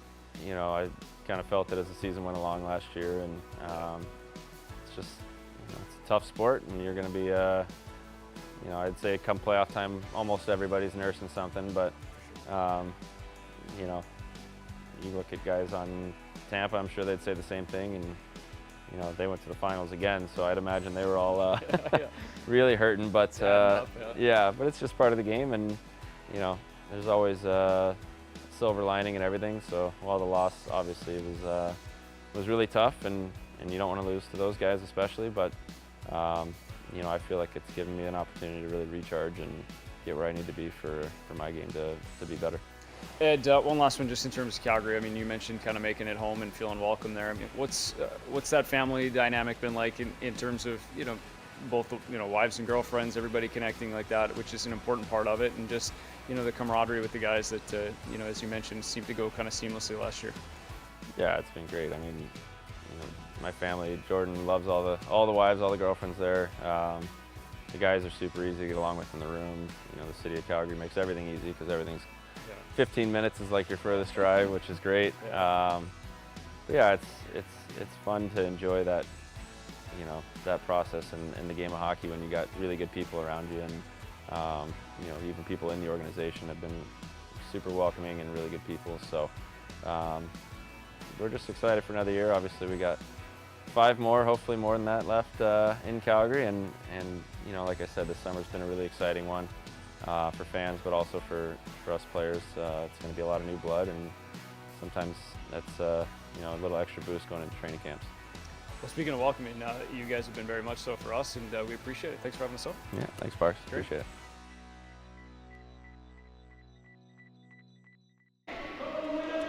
Beautiful Okanagan, British Columbia, Penticton, BC, as we welcome you back to the Young Stars Classic, the final day of game action. 6 games total. Jets and Flames are the early game here today from the South Okanagan Event Center, and we got a 1-1 hockey game between the Jets and Flames. It was all Calgary to start this the first period. They got the first 8 shots on goal, and this is just a beautiful toe drag shot that goes upstairs, lots of traffic. Sadoff opens the scoring, and then the great chance from Peltier here as he's in front, stopped not once but twice. First time by DiVincentis, the second time by Cutler, sacrificing the right toe to make the save. Then some shenanigans afterwards, and there's been plenty of shenanigans in the opening 20 minutes here at the South Okanagan Entertainment Center. Then the Jets go off the crossbar on the face-off. Good look at it there, and the quick release. And then the shot from Tyrell Bauer, tipped in front by Greg Morellis. He sends it over to Brad Lambert. It is a wide open net. Brad Lambert won't score many easier goals than that as he goes backhand to forehand, and that is why video evidence of a 1-1 tie after 20 minutes, in case you didn't believe us. Just in case you didn't believe it. There it is, 1-1 of the Flames and Jets. So the busy weekend of hockey at this South Okanagan Event Center. Penticton V's finished off their exhibition play on Saturday as well, and now they get ready to open the regular season, and the 4 NHL clubs will give the rink back to the Penticton V's. What a beautiful facility here, though. Every team well taken care of throughout the week, practice ice, and it's a busy weekend, but fans out here seem to have loved it. There's been a nice energy in the city. And looking online, ticket packages sold out. Obviously on Monday, a little more challenging to take time off work and get the kids out of school, but been great attendance so far through the first 4 games. We won't tell anybody, teachers, but there might be a couple of kids. How many times do the Young Stars come to town? They're taking the option today. Good for them, you know? It's an experience as the Calgary Flames work it in. Soloviev, and the slot goes off the skate of Pelche, and now Dewar in, tries to slide that through to Zari. He doesn't have a stick. DiVincentis kicks it out, and now here's Pelche to Dewar. That one-timer just misses wide. Kind of cue-balled off his stick, didn't get a lot on it, and now the Flames will have to try to reset it and get it back in. Line change is made. Why not? Fires it in. DiVincentis leaves it for Simon Ludmark. Now up to the middle, and it's chipped in by Isaac Johnson into the Calgary Flames zone with Chaz Lucius, who knocks down Poirier, but the Flames get some support there. Cole Schmidt, who comes in and helps out and gets it back out to center, and now the Jets will regroup. Off the skate, Isaac Johnson into the Flame zone. Poirier back under pressure, gets it to Klapka. Nice little chip up to the neutral zone for Schmidt, who stops to Kuznetsov. One-timer from Peterson, and that's kicked into the corner by DiVincentis, and then out and down for, well, I thought it might be icing, but obviously not, and then the Flames will get a chance to regroup and go. Peterson did a wonderful job staying on side before getting that scoring opportunity. A quick snapshot from right below the blue line. Got quite a bit on it. DiVincentis had to be sharp across ice feed as Peterson now in on the forecheck, but the Jets get it out. Christopher Sedoff, Cole Jordan, a couple of Western Hockey League defensemen partnered here in this game this afternoon for the Calgary Flames. Bon Giovanni on the wall. He's got Jack Beck in his pocket. Does well to get it out, but then Ilya Nikolaev throws it right back in. He'll get another try. Bon Giovanni on the wall. Once again, Ilya Nikolaev picks it off in the neutral zone. This time carries it in and avoids the check, but is knocked down, and we've got a penalty coming at the hands of the Winnipeg Jets, and it'll be a trip. Bon Giovanni getting the hip into the knee area there of the Flames forward, and he went down, and hopefully he's okay. And we'll have not seen the Calgary Flames power play so far here this evening, and Nikolaev fortunate to come out of that walking off the ice. Hopefully, again, as I mentioned seconds ago, that he's okay there, but Calgary has not had a power play here tonight. Winnipeg has. Jets PK has been pretty good throughout this tournament. We'll see what the Flames have to offer on their first power play of the game. I think you mentioned in that first period, it was kind of what maybe changed the momentum around a little bit. Jets didn't score 0-for-1 on their power play, but did get a little bit of momentum from it. We'll see if the Calgary Flames can do the same here in their first opportunity. They'll deploy that first unit. Zeri, Pelche, Cole Schwint will take the draw. Walker Dewar, and then it'll be Jeremy Poirier, the St. John Sea Dogs defenseman from last season, working the top of the power play as the only defenseman. It's interesting, the Calgary Flames D unit at this Young Stars Classic is very left shot heavy, and Rhett Reinhardt's the only right shot D-man. He's not in the lineup here today, played last night, but it's all left shot D-men, and Poirier will work the power play on this first unit. The faceoff was won, but Calgary Flames didn't control, and they'll try to win it back. Schmidt does so, gets it to the point for Poirier. All the way across for Pelche. He looks inside, and it's Schmidt that deflects it. The rebound steered beside the net by Walker Dewar. Now back up to the point for Poirier.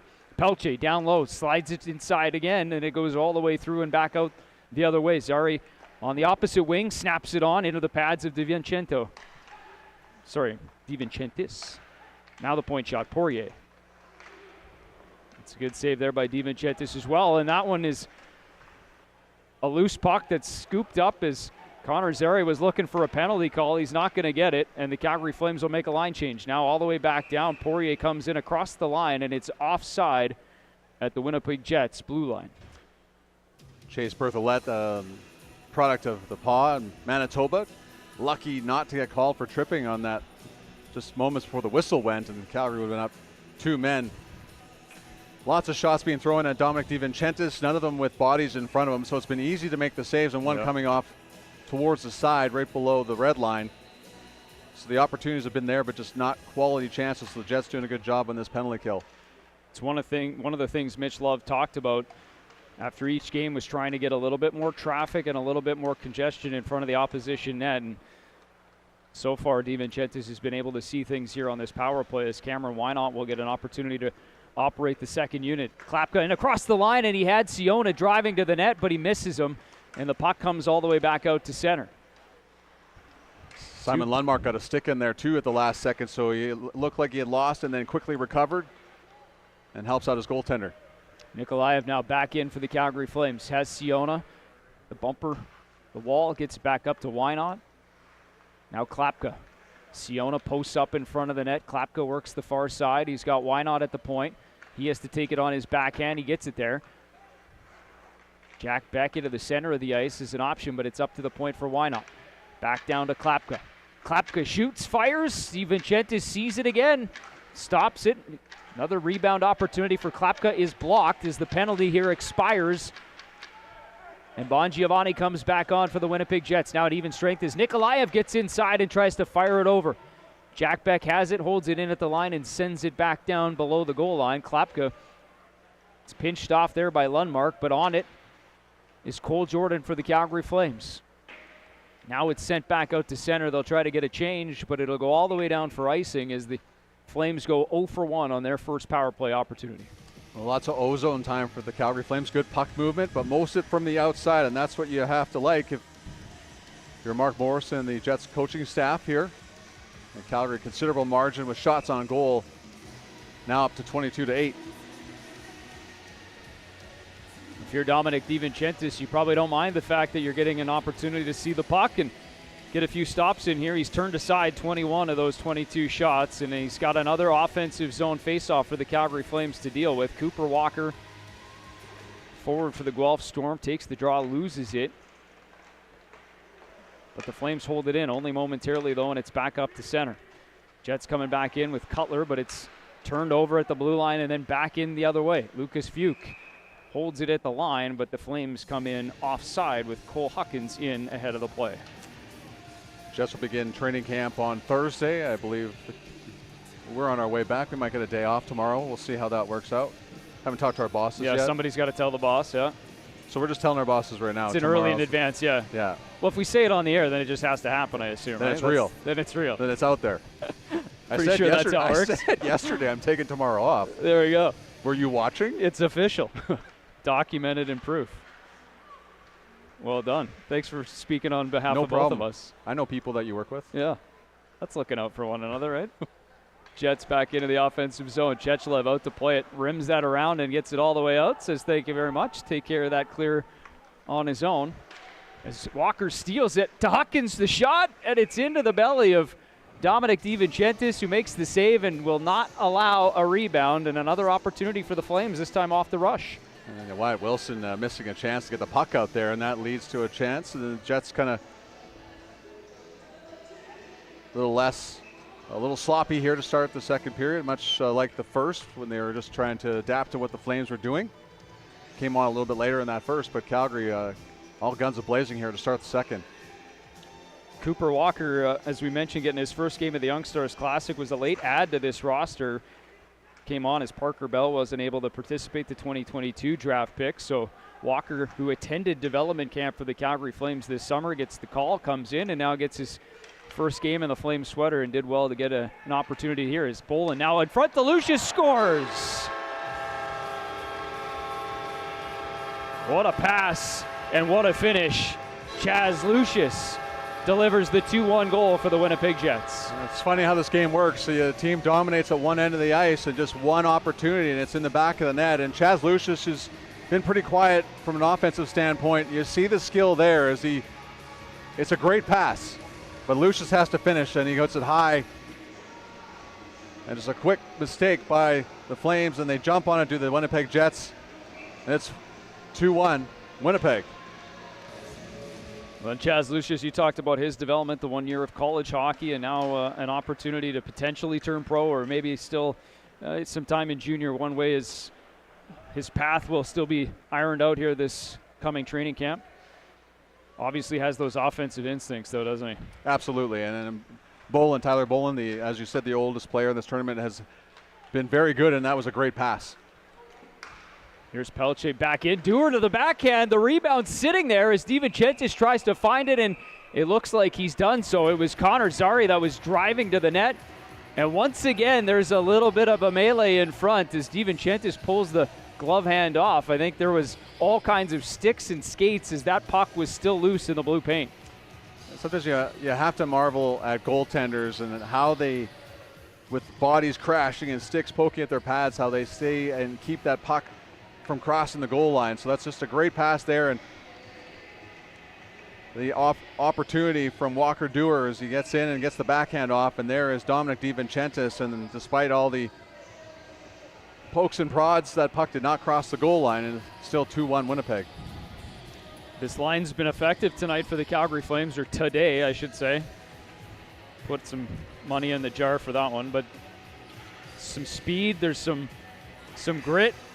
Walker Dewar on the right side, and Pelche and Zary are never afraid to get in the middle of it, and that's kind of what we've seen through the early part of this hockey game. And Zary's had a really good 2 games and a half here for the Calgary Flames, and almost gets one there on the rebound. Solovyov now in off the point. It was set up and moved in from his point position, but that shot looked like it was blocked just in front. Now Beck, that shot is fired wide. DiVincentis tries to find it, but it's loose. Beck on the backhand, and it's blocked nicely in front. Good job of getting down in front of it was Brandon Cutler once again. Blocking a shot. Flames still have control in the offensive zone. Nikolaev throws it at the net. That hits a skate in front as well. Siona pokes it free. Nikolaev to Beck. That shot goes right on. DiVincentis makes the save. And we got a penalty upcoming now. It'll be to the Winnipeg Jets, and it'll be a hooking penalty. Dmitry Kuzmin goes off for the Winnipeg Jets. Just more ozone time from the Calgary Flames. And when you get tired, you start making mistakes, and Dmitry Kuzmin will go to the box. And Calgary had some looks, but most of them from the outside. We'll see if they can get more inside and find some shooting lanes to get things going here as they trail by 1. Go to the power play for the second time this period. As you said, they get a couple of shots on that first power play chance, but we'll see what kind of opportunities can be generated from the number 1 unit as they step over the boards. Cole Schmidt on the faceoff, I think, won it briefly, but the Jets step in and get it out to the neutral zone. They'll regroup and come back in. Schmidt fires it right on, and the rebound comes out dangerously into the slot, but it gets to the corner. Now, Bauer had cleared it. That one comes outside the blue line as it bounced off the stick of Jeremy Poirier, and he couldn't hold the line, and it's offside Calgary. That puck originally was dumped in. It looked like Dominic DiVincentis kind of had that lapse right there where he's like, am I going to catch it and drop it to try and clear the puck out? And then it just hits his glove, drops in front of him, and there was a little bit of a whole moment there. The Jets dodged that one, and the Flames go offside about 10 seconds later. Just out. I can confirm that was offside. kind of bounced again, a rolling puck. Poirier wasn't able to quite handle it. And then back in, here we go now. The Calgary Flames will try to get set up on this man advantage. The second of the period, second of the game, 0 for 1 on the night, on the day. And that puck is going to be cleared off a skate and into the Calgary Flames bench and out of play. Seen a lot of Danny Zilkin for the Jets and Chase Berthollet killing penalties. Henry Nikinen's got lots of time, and now a little more offense coming out for the Jets with Bolin and Perfetti to kill the penalty.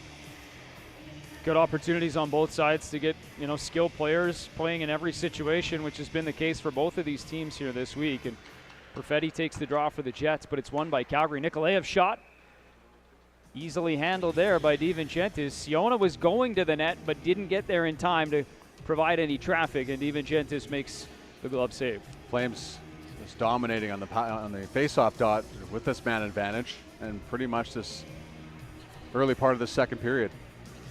Nikolaev will take this draw, and it'll be against Bolin. Bolin going to get waved out of there, maybe, briefly? No. Somebody's got to take the draw. Bolin and Perfetti trying to, but it'll be Bolin that'll do it against Delia Nikolaev for the Calgary Flames. The power play with $1:20 left in it for the Flames. Bolin wins that one, and it's sent all the way down the ice. 26 years of age.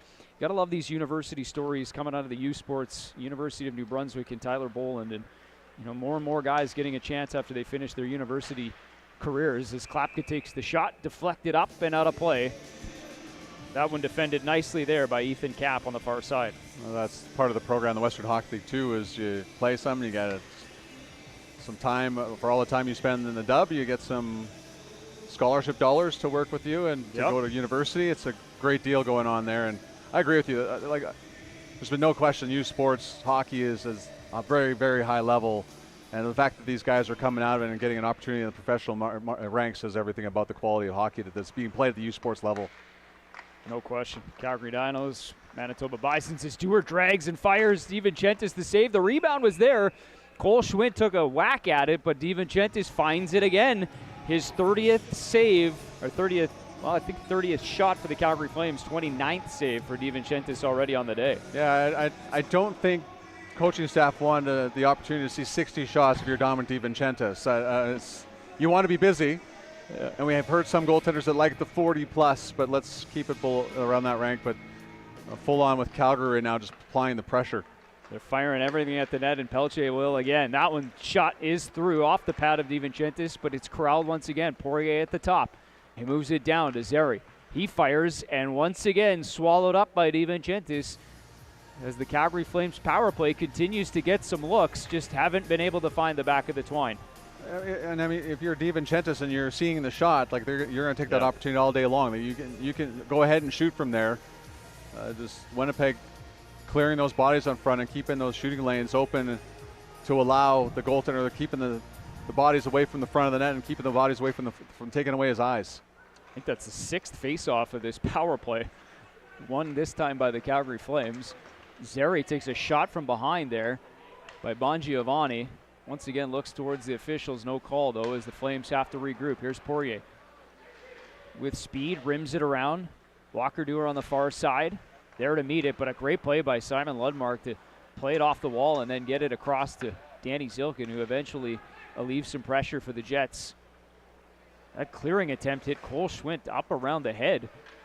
And now it's back into the Jet zone as Zeri chases it down, and DiVincentis feels the pressure and just swallows it up with 4 seconds left on this Winnipeg Jets penalty. Well, anybody the Jets could hit when trying to clear that puck, they were doing it. And full credit to Simon Lundmark, who just had a great patience showing on the half wall, getting the puck out of the zone. And we'll see if it feels like the 10th face-off on this power play. I think it is. This time it'll be Cooper Walker as they go away from the power play unit for the Calgary Flames and roll out the line of Walker, Cole Huckins, and I think on that far side is Lucas Fuke there as the Flames win the draw. And that one's fired in by Christopher Sedoff. Jordan throws it back in and around the net. It's pinched off there by Kapp, but on it once again is Walker. Into the middle, Fuke into his skates. Walker shoots it toward the net.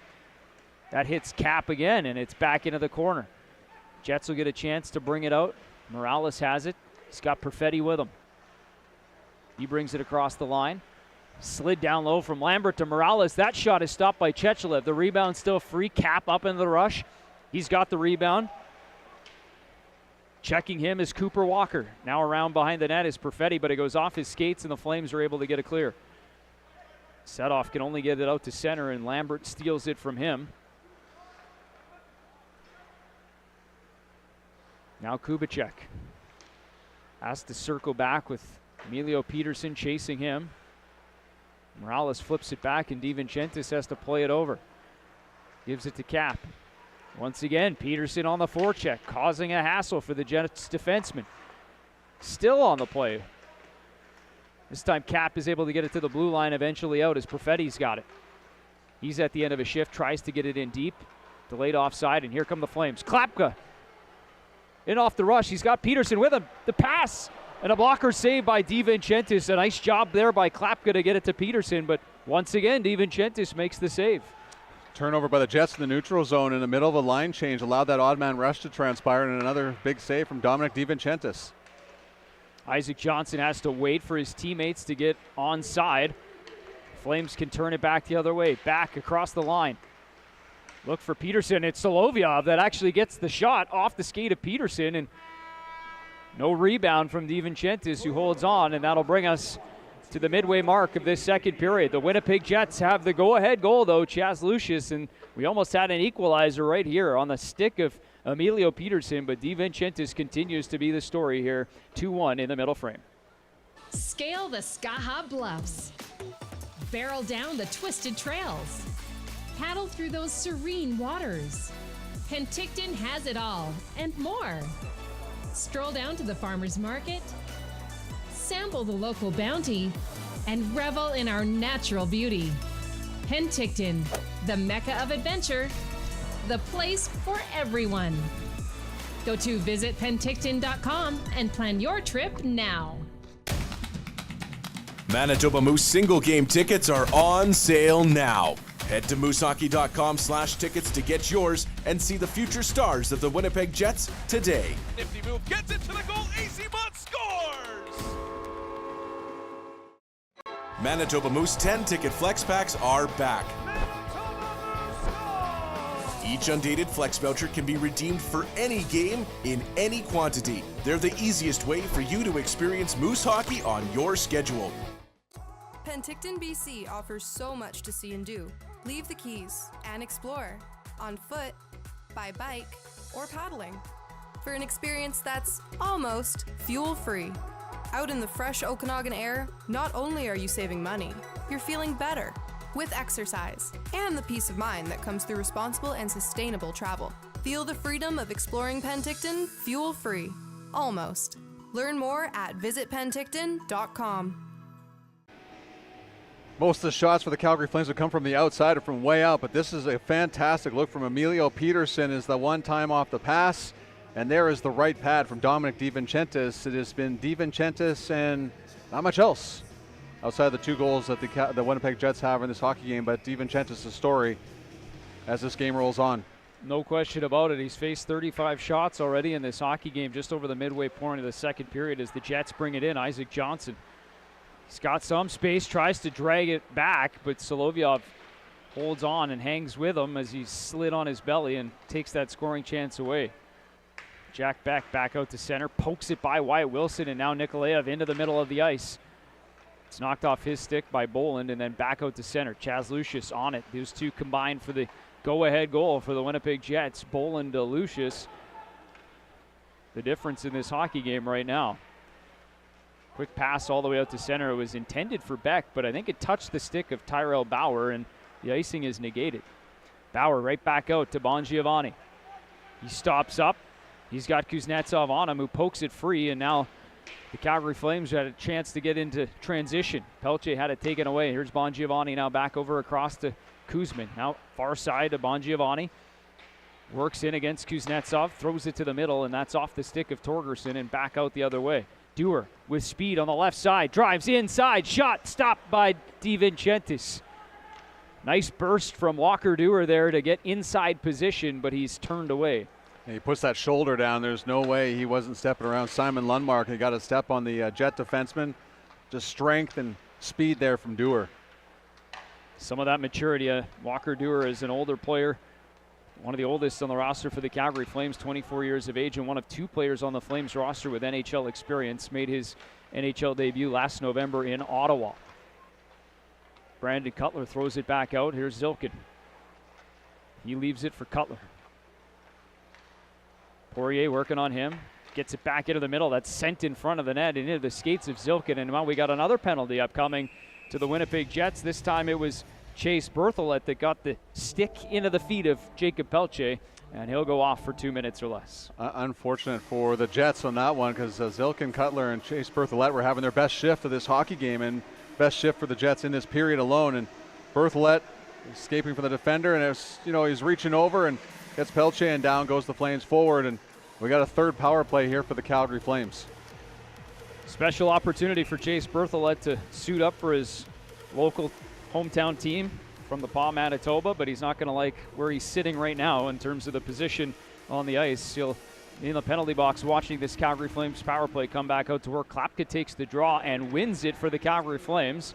Wynot holds the line, and then Siona sends it back in and around behind the net. DiVincentis out to play it. Can only get it to as far as the blue line, and it's held in there by Siona and Wynot, although it's sitting on the blue line and now eventually cleared out by Cole Perfetti. Siona flips it right back in. Klapka giving chase. Siona takes a shot from Perfetti. Stays on the puck, and it's cleared, though. Nice work on the PK there by Cole Perfetti. Steps in and gets the clear out to the neutral zone as Beck brings it back in. Nikolaev tries to send it in. It's picked off, though, and sent all the way down the ice by Simon Kubicek. Nikolaev trying to get that puck through to Jack Beck, and it was picked off by Tyrell Bauer and fired down the ice. Still a minute 11 to go here in this power play. Here's Zary. Back up for the Calgary Flames. Bauer on it in the corner. Once again, it was picked off as Tyler Bolin steps in and sends it the length of the ice. Winnipeg doing a better job taking away the time and space for the Flames, not allowing them to set it up and making sure when they get the chance to clear the puck, they do it right. Once again, they're stopped up at the offensive blue line. Winnipeg Jets doing a good job of picking off passes, sending it the length of the ice. That time, Daniil Chechelev tried to spot Pelche at the offensive blue line, didn't connect, and it'll be icing on the Calgary Flames. Well, Simon Kubicek doing everything possible not to pick up the pace to go get the loose puck, and that leads to the icing. Allow his teammates and himself to get a breather as they come down the other end of the ice. Chechelev waves at Pelche on the way back to the faceoff, saying, "That's my bad." Just disconnected a little bit from that long-range pass. Flames do control the puck off the draw. 25 seconds left in their third power play of this second period as Walker Dewar comes out with speed. To the outside he goes, and when he winds it up, he's tough to catch. Dewar gets it into the offensive zone, and the Flames will get possession all the way around to Pelche. Banks it off to Setoff. He chips it over across to Zary. Zary down low. Dewar peels off from his front of the net position, and now Zary with the penalty expiring, drags, fires. That goes off the pad of DiVincentis. Chase Berthelot is out of the penalty box and back into the play as the Jets have successfully killed off their third penalty of this second period. Zary and Berthelot are tied up behind the play as the Jets bring it back in with Zilkin. Now back out the other end. Lucas Fuke all by himself, waiting for some help. He's got it in the form of Cole Huckins and Cooper Walker, but they turn it over. And now Bolin gets it out. Chaz Lucius on it. Driving wide, the backhander goes off the stick of Soloviev and over the net. Lucius back in on the defensive side of things, finishes off Walker, and now they got a turnover back the other way. Johnson in tight to Bolin, it goes through Chechelev, but steered away from the crease by Ilya Soloviev. Not sure if it had enough to cross the line, but Soloviev helps his goaltender out as that puck squirted through the arm of Chechelev. Lundmark stops an attempt from Cole Huckins, and now Fuke down below the goal line. Blind backhand pass is picked off by Lucius, and now fired in by Poirier, and right on DiVincentis, and the glove save and a whistle. Soloviev is going to be his Chechelev's favorite friend right now after that shot gets through. Boland just kind of reaches right behind and him. snaps it off right away, and Chechelev got a piece of it, and there was Soloviev there to save the day. Ilya Soloviev played his first season of professional hockey league with Stockton last year, 51 games, and will be a big part of the fixture there for the Calgary Wranglers this year as they move their American Hockey League team into the same building at the Scotiabank Saddledome. Likely practice out of the Winsport facility. It'll be a busy building. The Calgary Flames obviously there. The Calgary Hitmen will spend a big chunk of their regular season schedule. Calgary Wranglers, and then you got to mix in a few dates with the Calgary Roughnecks as well. So we'll just give an advance shout out to the staff at the Scotiabank Saddledome and their busy calendar year up ahead. Yeah, you've added some dates to the calendar of those working, the part-time workers getting lots of extra dates as well. And listen, watching how well it works for the Manitoba Moose and the Winnipeg Jets being in the same building, and especially with flights and how complicated it can be. I'm sure Stockton wasn't the easiest place to get players to come from. It's worked great for the Jets and the relationship, so looking forward to see how the Wranglers and Flames work out together. Yeah, now another team in the north of the border as well. Obviously Abbotsford now the site for the Vancouver Canucks farm team, Abbotsford Canucks. You got Winnipeg in there and a few other Canadian teams moving their American League affiliates into the comfy confines of Canada. First year for the Calgary Wranglers. So that puck is sent back by Jan Kuznetsov, but it's picked off and Perfetti brings out Lambert. Now he finds Morales on the far side. He's defended nicely there by Kuznetsov, so he spins back and gets it to the point. Kubicek fires wide. Rebound off the backboards, and Perfetti has a goal taken away by Ilya Nikolaev. He gets the leg on it, and it's Calgary back the other way. Poirier drags, fires, just wide. He had was not Jack Beck with him, but maybe it was Jack Beck, but he chose the shot, fired it wide. 2-on-1, but a nice play there by Poirier to drag that and fire it. Just missed on the far side. Here comes Cole Schmidt. Goes between the legs. Drives wide, spins it back to the point, set off. That hits Klapka on his way through. Spins it down below the goal line. Here's Peterson. This line's generated a few opportunities for the Calgary Flames. Peterson, Klapka, and Cole Schmidt. Here's set off. Now to Peterson. That shot fired right on. On a nice little pass into the middle of the ice as Klapka spins and fires. That hits another body. A couple of good chances there for Emilio Peterson. As Klapka finishes his check on Henry Nikkanen. And we got ourselves a scrap. Klapka fought earlier in this Young Stars Classic, but it finished right away. And Wyatt Wilson and Klapka are about to go, but it's broken up. Much to the dismay of the fans here at the South Okanagan Event Center. That is quite interesting. One linesman was going to let Klapka go. Maybe, yeah, they're kind of laughing. There's a little bit of a chuckle between the two players as they head to the penalty box. Here's what led to the entire exchange, and it starts with the Klapka hit in the Jets zone. So it comes in late on, couldn't catch the number there, and then Henry the stuff Nikkanen. afterwards. And then how about this? Like, you love it when your defenseman does that. Like, the Cole Perfetti is going to be thinking about that on the plane ride home here today at that open net, and then DiVincenzo, another great chance there as well from the Calgary Flames. So a lot happened in a short amount of time there. And we're still trying to figure out what that's just going to be a minor each.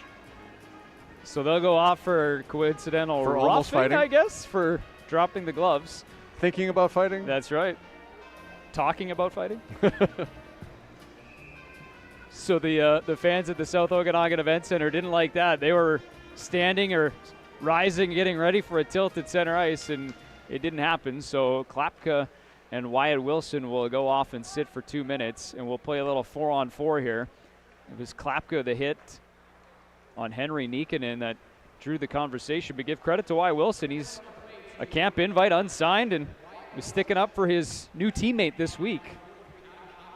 And that is not a not an easy feat to go up against a 6'7" man, and he was ready to drop him. So here we go with the 4-on-4. Zary brings it out. Zary and Pelche, the forwards for the Calgary Flames. Wyatt Wilson from Swift Current, Saskatchewan. Obviously has that Western Canadian toughness going for him. That's right. It's the ultimate challenge. Calgary Flames working it around the perimeter. Outside, that chance was in front by Cameron Wynot, but it goes off his stick and into the corner. Connor Zary tried to find him. Wynot's got it again at the top. He's got some space, fires it on. A low shot, maybe looking for a rebound. He gets it, and Setoff has to step up and grab it. They continue to play 4-on-4. Jets trying to keep the Flames to the outside, but they continue to work it around. Pelche with it. He's got an open man, and it was Setoff, but it was nicely deflected away by Tyler Bolin defending the middle of the ice for the Jets. Pelche got away from Bolin, but Bolin stayed with it and took away the pass. So that's just a great sign there from the 26-year-old, realizing he's don't give up, take away the passing lane, and he did just that to cause another scoring chance for the Calgary Flames here in the second period. We've seen it so much over the course of overtime play in the National Hockey League, the 3-on-3, 4-on-4. It's all about the possession. The Calgary Flames possessed it that entire minute and 19 seconds, but only were able to get the one shot on goal. Here we continue on the 4-on-4 action. Peterson and Dewar out for the Flames. They win the draw and control. Here's Solovyov at the point, down below. Dewar to Peterson. He's pinched off and pinned against the wall by Kubicek, but Dewar comes in for support, kicks it right back out to Solovyov. Works down the wall, but it's knocked off his stick by Brad Lambert, and he'll bring it back out. Makes a nice move around Dewar, and he's got numbers. Lambert to Perfetti, over across to Ethan Kapp, and it just misses his stick. And a partial 3-on-2 is broken up, but Perfetti is on it again. He's got Lambert. As the 4-on-4 expires, both guys come out of the penalty box. Klapka goes right into the defensive zone, and Wyatt Wilson heads to the bench for a change. Back to 5-on-5 even strength. As Morales is on it. Up at the point, there's Bauer. Sends it down and around the net. As penalty, as the time expires here in the second period, but it's the Winnipeg Jets that score the lone marker. Chaz Lucius, the difference right now, despite the fact that shots are 40-12 in favor of the Calgary Flames. Well, Cole Jordan makes a nice play there towards the end of the second period and putting a stick in the way of that odd man rush for the Winnipeg Jets. So the Jets could have been up by 2, but they keep that out of the net, and a period dominated by the Flames once again. So they'll try and turn all those shots into an equalizing goal when we come back for the third period. But coming up next, we've got Calgary Flames Assistant General Manager Brad Pascal. But before that, Nate Schmidt, a vintage car aficionado. We had no idea until the Jets TV staff went down into Minnesota, and all of a sudden we stumbled across a gold mine. So you'll love the feature. Here's that gold mine, Nate Schmidt.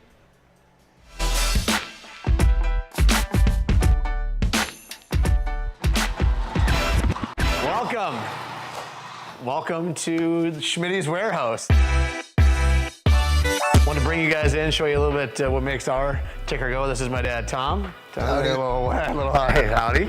And our passion for cars. My dad used to drag race growing up, and his family, and has passed down to me as a car lover. So we got a few things we want to show you today. So hopefully you guys enjoy the backstage look at the warehouse, Dave Schmidt's. Our first car that I want to show you guys is a little bit on the newer spectrum of our car loving days. This is a 2001 Corvette. It only has 15,000 miles on it. We had a 65 Corvette Stingray, and I was showing it off to a friend of mine, and he wouldn't leave until I made the commitment to sell it to him. So we ended up losing the 65, and then I went to a friend of mine, a Chevy dealer, and I asked him, I said, I want to buy another 65, and he said, why would you want to buy that? He said, I've got an 01 Z06 sitting in the back room. It's got 542 miles on it. He goes, you want to buy it? I go, done. And actually, it checks times, and we took it up to the racetrack. And who has the? Well, you beat me with your Challenger because I missed third gear. Hey, so that's Otherwise, it's a lot quicker than it is. Yeah, there's a lot of internal competition when it comes to cars, when it comes to family, when it comes to racing. It's an awesome car to drive. I love driving it around. This is a 1965 Pontiac GTO convertible.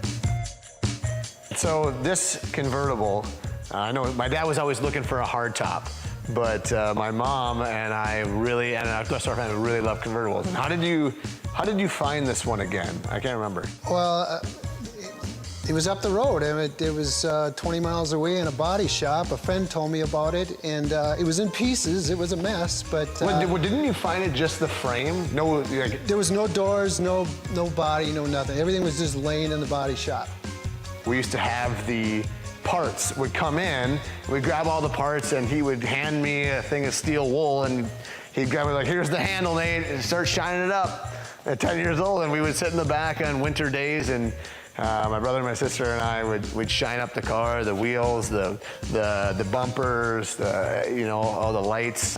This car's actually got a lot of value sentimentally to us. Just kind of brings you back a lot for me and my childhood and my dad from when we were younger. Our next car is a 1971 Chevy Chevelle. It is a Super Sport 454 with a 450 horsepower. This Chevy Chevelle is really kind of a cool piece to my pro history. My dad flew out, it was my second year pro. I just finished up my season with Hershey with Washington and the Capitals. And he comes out to pick me up, right? And we drove home together. And I lean over to him about, I don't know, heck. 2/3 of the way home. Yeah, about 2/3 of the way home. And I said, hey, by the way, there's this car in Minnesota that I want to see. And he looks at me and goes, what car? I said, there's a 71 Chevelle. It's down in southeast Minnesota, and it's about an hour and a half detour if we go down and buzz down there. And so we rolled up, and he was awesome. The guy said, hey, let's do a test drive. But I was too afraid to do it, so I sat in the back seat while my dad, so you and him jumped in the front seat. What happened? I remember you took that thing down the highway. I gave it the juice. It goes. Yeah, it really goes. It's such a beautiful car. Yeah, really and we really love, and I love driving. Honestly, it's got that purr to it, that old classic muscle car purr, that Days Confused, rolling around with Sweet Emotion playing in the background type of feel to it. So I think that's what's really cool. And we actually have, hold please. We actually have the original manual to it as well. I think that's always something that goes really cool to the car, which is, as you can see, pretty cool to be able to look back at this and see where the car came from and where it comes from now. So one of my favorites, actually, of ours that we've done so far.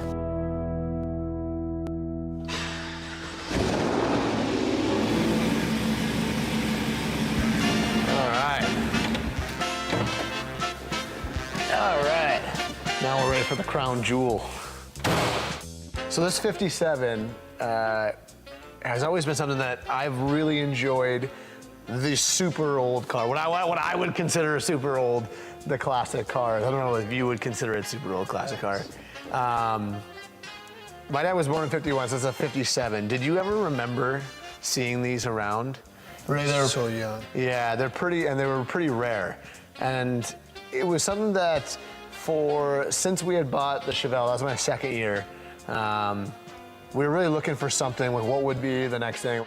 And this thing is immaculately been redone, not by us this time. We left it to the professionals. Never touched it. Never touch it. Yeah, it is an incredible piece, and actually the crown jewel, I guess, of the cars that we have. It's awesome. It's beautiful, and you know, when you sit inside, it really feels like you're back in 1957, which is always really cool to be able to go back in time.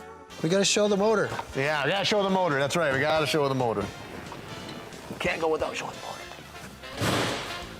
And because it looks really cool too when you get to do it.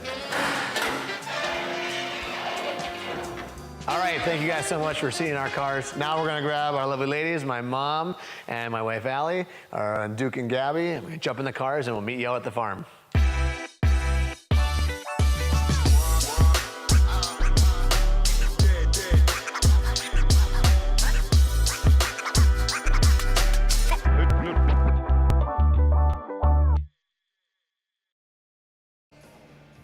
Welcome back to the Young Stars Classic in Penticton, the final game for the Calgary Flames and Winnipeg Jets. Jets up 2-1 after 40 minutes. Pleased to welcome in the Assistant General Manager of the Calgary Flames, Brad Pascal, and also the General Manager of the Calgary Wranglers, who make the move up to Calgary. Now, maybe just first, before we get into some of the work off the ice, let's see what you saw here through 40 minutes of your team on the ice. Really good effort from our players. Happy with the effort they came out after a couple of losses. I thought we were tenacious, especially to start both periods. And obviously we're out shooting them, so you got to think that we'll break out with a few more goals here. But yeah, happy with some of the performances today for sure. Talking to a couple of guys yesterday after the practice, and a few of them felt that there was probably a little bit more to come from them. Is that fair to say that just the approach that those guys kind of took into this one today? Yeah, I believe so. I mean, we had, I believe, 14 players that played in the rookie games against the Oilers last year, so.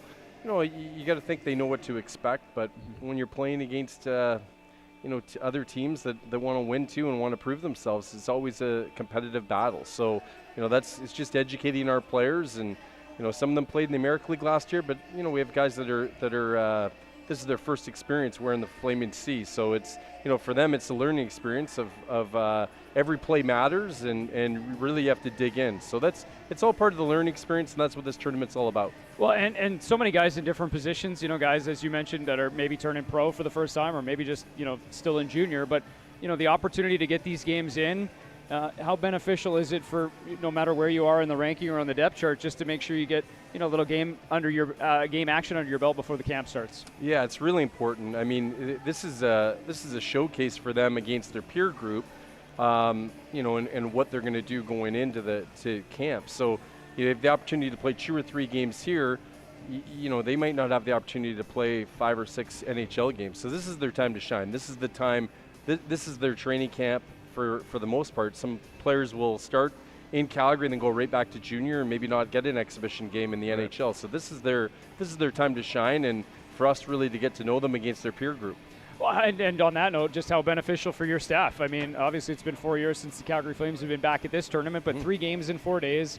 Obviously, the guys up in the seats, a lot of them had a hand in drafting players, and just to be able to see them and kind of the fruits of the labor in some ways. Yeah, definitely. We had some amateur scout meetings. We have a lot of our amateur scouts here, so and even for management and coaches, you look all summer. You have the players' names on the board, and now you get to see them again. Yeah.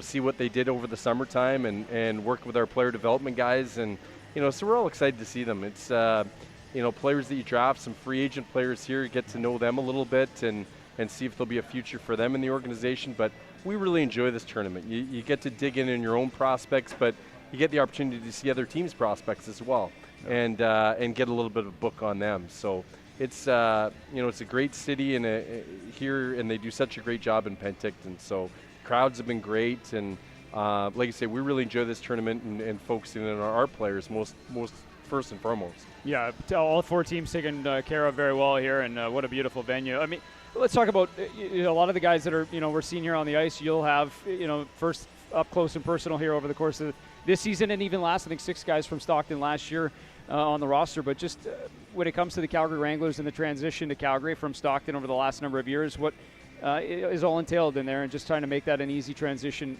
this year? Sure, lots of details to cover, and Peter Bureau, our equipment manager, has dealt with a lot of that, just unpacking and loading and getting settled. So, it's similar to moving a house and uprooting a family, if you will, and we've had to do that with our staff, move their families to Calgary, and then just all of our equipment and get ready for the season. So from a logistics standpoint, right, it's been a lot, and I think we're in a position where we're ready to go. But organizationally, we're excited to have the Wranglers as part of the Flames umbrella in Calgary. We feel that there's so many good organizational synergies of having the team there. Players just having one place to live and going to practice down the hallway here or down the hallway here. We think that's beneficial. More eyes on the players, sure, from NHL coaching staff, management, player development. You know, and from a transaction standpoint of players going up and down, you know, just so many good synergies, and we're excited to have the team here. Well, and obviously a lot of, you know, exciting players we saw down, some great years last year. And I want to ask you about Dustin Wolf real quick, because not in the lineup today, but just one of those guys who had such a great, outstanding rookie year in the American League last year, and just a guy I'm sure you enjoyed watching as well. Definitely. Tremendous talent, wonderful individual. He really had a great summer again. He's such a focused, competitive player, and you know, a player that has a really bright future ahead of him, and yeah, excited to see what he can do again this season. Before we let you go, of course, today was the funeral of the Queen, and there was a photo that we want to show our viewers and obviously bring up for you, and maybe just to share a little story in the background. But there's your wife, beautiful and talented Cassie Campbell Pascal, and maybe just the background of this from your perspective. Yeah, what a moment for hockey, to be quite honest with you. You know, she had a history of seeing a couple NHL exhibition games in the past, years and years ago, and you know, my wife getting the honor of being asked to do that with Ed Jovanovski and Wayne Gretzky and Howie Meeker, it was tremendous. Yeah, I had the pleasure of going on the trip with her. I didn't get to meet the Queen, but you know, for her to meet the Queen and be a part of that, it's something that she's never ever going to forget. And she has that picture proudly displayed in her office at her house. Yeah, so yeah, it was something that she'll never forget for sure. Yeah, what a moment, and obviously the moment of silence here before this hockey game today. Thanks for doing this. Appreciate the time. My pleasure. Thank you. Brad Pascal, Assistant General Manager of the Calgary Flames. We'll have the third period coming up. Just before that, though, best of the mic'd up segments with the Winnipeg Jets. 2-8's hungry, 2-8's hungry, num num num num. Great win, boys. Bucky, way to kick. Ready? Grab the first one, shortstop overhead. Whoa, for the man. One. Big assist, big fight.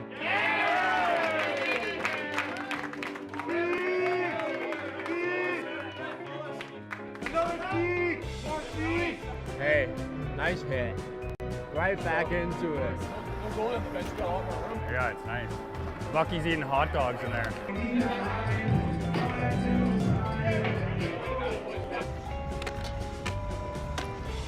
Oh my God, please tell me you got that on video. That was one of the cooler things I've done in hockey, I think. Great battle. That was a great Bucky, he's dead. We need a whistle. Hold that. Thank you. I know we just talked about it, but I thought I'd tell you again. Oh, great job, bud. Gotta go to the birthday bowl. Those are pretty good goals, but not enough for this. Let's keep it rolling, boys! Oh my goodness, our beefy Lions field goal.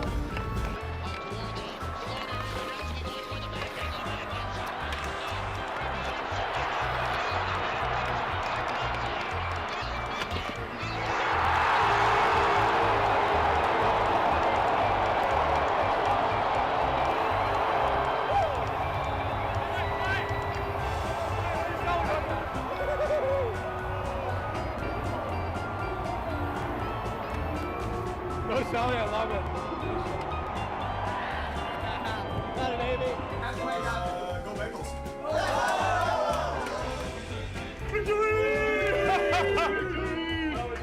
This goes to this guy.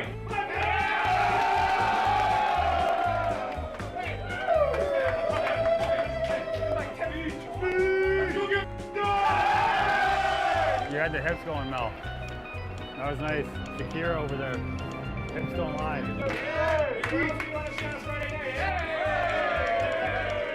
Hey, hey.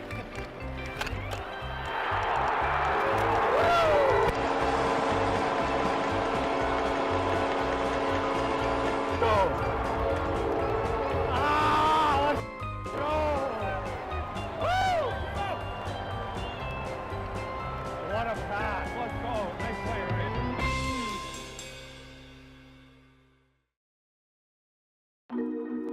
Yeah, so this is where I learned to play hockey. Spent a million hours here between my brothers, my family, parents. I mean, this is where we learned.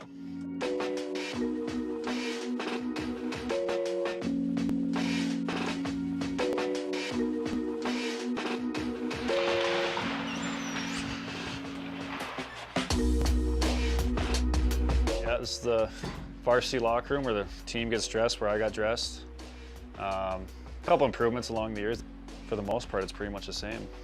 These 4 stalls here, like these 2, this one, and these 2 used to be an island, and they used to be right here. So we called it the island.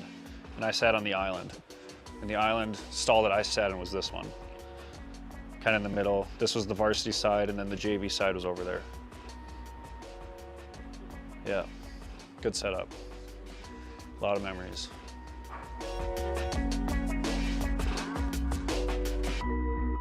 So this is the original warming shack. And this is where we got dropped off, me and my brothers. There was multiple Saturdays where we got dropped off for 9 hours straight. My mom would drop us off at that front door. This used to be the front door, this entryway. And then she would say, I'll see you at dinner time. And then at lunch, she would bring us like a hot dish. I would literally bring like an 8.5 by, or a 9 by 13 casserole pan and just set it down there with 4 plates and 4 forks, and they would serve themselves, and I would pick them up then at the end of the night.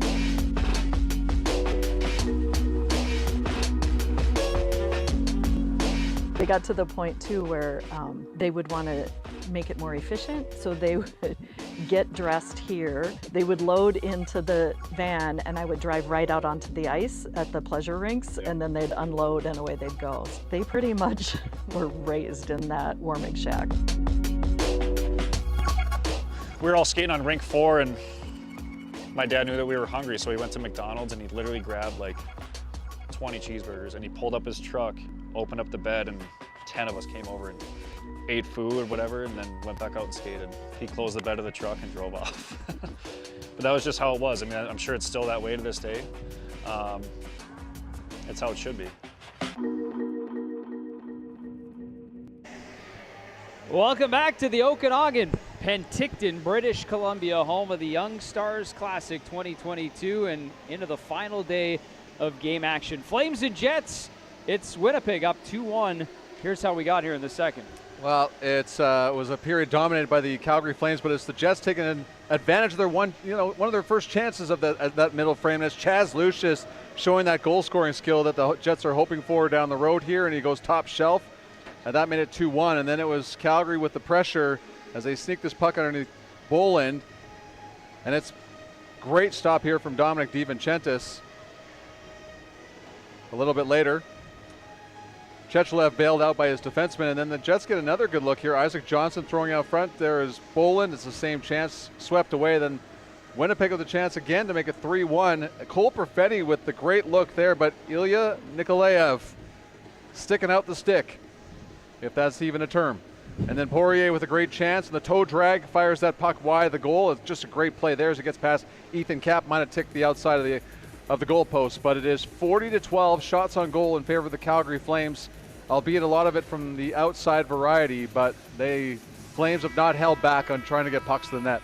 You made the point that DiVincentis has been able to see a lot of the shots that he's faced, and that's obviously helped him out here so far through 40 minutes. And the one that did get by him, he didn't see it, so it's just great job by the Flames by putting the pressure on and getting the pucks to the net, but just not enough bodies in front. So the Winnipeg Jets, Calgary Flames, two teams looking for their first win of the Young Stars Classic, both 0 for 2. And a big third period upcoming to see who's going to get that first victory as Pelche chips it in. 2-1, Jets lead in the third period. Calgary out shooting them 40-12 through 40 minutes. As we've talked about, lots of rubber on that Jets net, but only the one goal to show for it, and it comes off the stick of Christopher Setoff. Flames top line is back on the puck in the offensive zone. Zari's calling for it, he gets it. Here's Poirier. Steps in, drags, fires, scores. Deflected in front by Jacob Pelche, and it's a tie game. Well, there wasn't bodies so much, but if you goaltender stopping everything from the outside, you got to get a body or a redirection in front, and that's Pelche there with the sweet hands. Left-handed shot, tipping that shot over that puck over the shoulder of Dominic DiVincentis. We have ourselves a tie hockey game. 44 seconds into the second period. And there's the shot right there, and Pelche getting away from Simon Lundmark and getting a stick on that one to tie it up at 2. We talked about Jeremy Poirier in the opening as a guy to watch and the offensive tools, and he shows it there just to gain a little separation from the checker, and then beautiful redirect in front by Pelche, and we got a tie hockey game less than a minute into the third period. Pelche told me yesterday, it was on Saturday after the game, he wanted to show a little bit more and does so there as Cole Perfetti walks back the other way and scores for the Winnipeg Jets. He goes far side on Daniil Chechlev, and Winnipeg right back out in front. And Cole Schmidt slamming a stick in frustration as he heads back to the Flames bench. When you tie a game up, you don't like to give up that great chance, and Cole Perfetti has had his looks. We saw the save by Ilya Nikolaev to keep from it becoming a 3-1 game, and Cole Perfetti down the wing here as he gets away from Schmidt and then goes far post on Chechlev. A sniper's goal for Cole Perfetti. It's 3-2 Jets. They've been opportunistic, have the Jets. They've got 3 goals on 13 shots, and that one off the rush from Perfetti was a thing of beauty going far side just inside that post. So Lambert, Lucius, and Perfetti, the goal scorers for Winnipeg, as their big guns have delivered here throughout this game. Flames back on it, though, in the offensive zone. Siona, the long shot, steered easily into the corner by DiVincentis, and then flipped out to center and actually flipped into the second row there and out of play. Face off in the offensive zone for the Flames. Can't take your eyes off on the huge battle in front of the Jets goal there with Tyrell Bauer and Nikolaev. Nikolaev, who was playing goaltender the last part of the second period, and those two exchanging cross checks in front of Dominic DiVincentis. Another guy that's been in front of the net, he's on the ice right now, is Lucas Siona, a teammate of Tyrell Bauer in the Seattle Thunderbirds. One of 4 members of the Seattle Thunderbirds in this tournament. A couple on the Edmonton Oilers as well, as the Jets bring it back into the offensive zone. It's rimmed around and held in at the point, then fired right back down below the goal line. Berthollet in front. It's picked off by Solovyov, and then it's turned over off the skate of Nikolaev. The Jets aren't able to cash in on it. Now the Flames bring it back out. Siona has it knocked off his stick on a good back check by Brandon Cutler. Here's Zilkin back in with Berthollet. He's got Kuzmin. Kuzmin just throws it in around the boards, and the Flames will bring it right back out. Cole Hawkins chips it in. Lucas Fuke gives chase. He gets in there ahead of Kuzmin, but he's pinched off on the boards. Now Hawkins all the way back out to the point as Poirier keeps it in off his skate but can't regain possession, and it comes back with Isaac Johnson. He tries to go far side. He had Zilkin with him, but it's deflected away by the Flames defenseman and then back out the other way. Hawkins. He's got Walker and Fuke with him.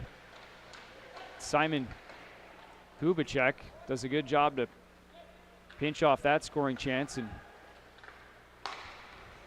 Flames have to regroup. Flames haven't been giving up a whole lot in this hockey game, but that's the back-to-back odd man rushes up the ice that they've surrendered here early in the third period.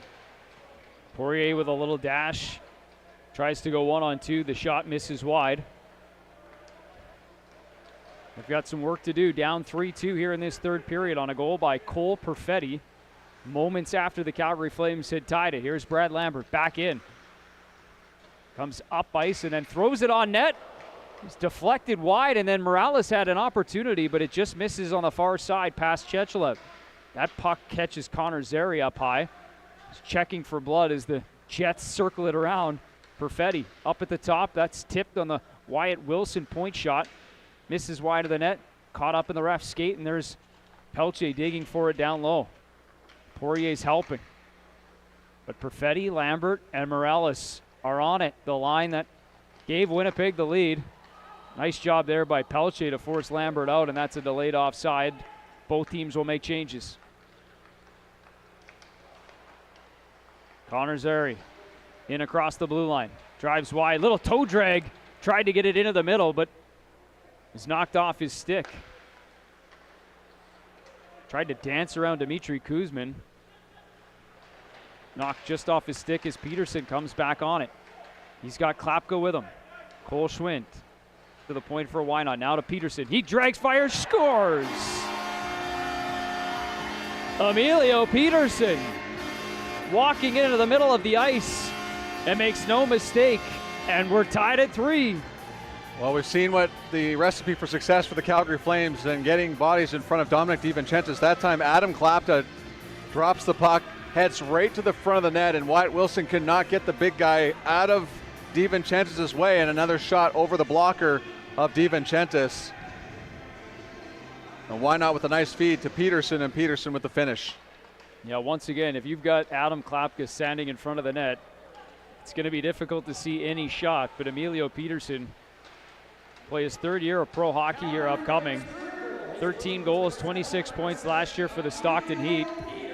He's had a couple of chances in this game as well, but that was the one that finally finds the back of the net. His first of the event. Jets are back on it. Berthollet. That line of Klapka, Peterson, and Schmidt stays on the ice. It's turned over at the offensive blue line, and Winnipeg takes over. Both teams make changes. Isaac Johnson has it at center and throws it on the stick of the opposition, but he's got it back once again. Kubicek. Cap. Out to Johnson. Chipped in. Tyler Bolin giving chase along with Johnson out there with Chaz Lucius. Nicely played by Kuznetsov, who gets it to his partner Poirier, and the Flames get it back out to center. Just over 5 minutes gone in this 3rd period. Tied once again. It's the offense starting to come for both teams now. It's been hard to find here in the first 2 games for both of these clubs, but 3 goals for each team, and that's where we stand right now in the 3rd period. It's Nikolaev around behind the net, runs into his teammate in Siona, and the Jets take over. Here's Morales out there with Lambert and Perfetti. Lambert's got room. Shot. Stopped by Chechlev. Rebound goes up into the air, but he grabs it with the glove, and he'll hold on for a whistle to the left of the Calgary Flames net. Well, that's a huge save from Chechlev there. And gets the upper body part on Brad Lambert. Almost looks like he got a high stick in the face, and he's looking for a penalty, but it will stay out on the ice for the Jets. And good feed from Morales to Brad Lambert, who you see that world-class speed of his. He gets around to the outside and tries to beat Chechlev short side. Lambert, the 1st-round pick of the Winnipeg Jets, 30th overall. Show that skill that a lot of teams had some interest in. Nice play there by Morales, too, to just buy him some space. We're back underway here. Walker tried to find Huckins in the middle of the ice. He reached out. Pass was just out of his grasp. The Jets take over. Here's Torgerson. Tries to go through Cooper Walker, but it's picked off. Flames will try to take advantage. Right now it's tied up in the corner. Fuke, Walker. Fuke comes away with it. Set off the point shot. It's fired. Hits the backside of Huckins. And the Jets come back the other way. Torgerson. He's drilled by Setoff. Torgerson pops right back up, but Setoff finishes his check and sends Torgerson flying into the boards. Torgerson not of the small variety at all, as he goes 6'3", 205, so that's a pretty big hit there from Setoff on the Swedish forward. Here come the Jets back the other way, but turned over at the offensive blue line, and the Flames come back. Dewar up the right side. He's got Pelche going to the net, driving. The pass hits the stick of Pelche, but deflects just wide of the net.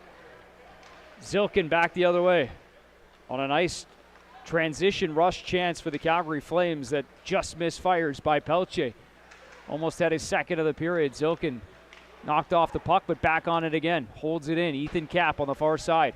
There's traffic in front. Chooses to send it down below. There's Isaac Johnson. Now the point shot from Zilkin. It's wide of the net. Kubicek holds it in on the far side. Zari behind the net. Tries to flip it over to Ilya Zolovyov. There's a battle for it below, and Isaac Johnson comes away. Kubicek.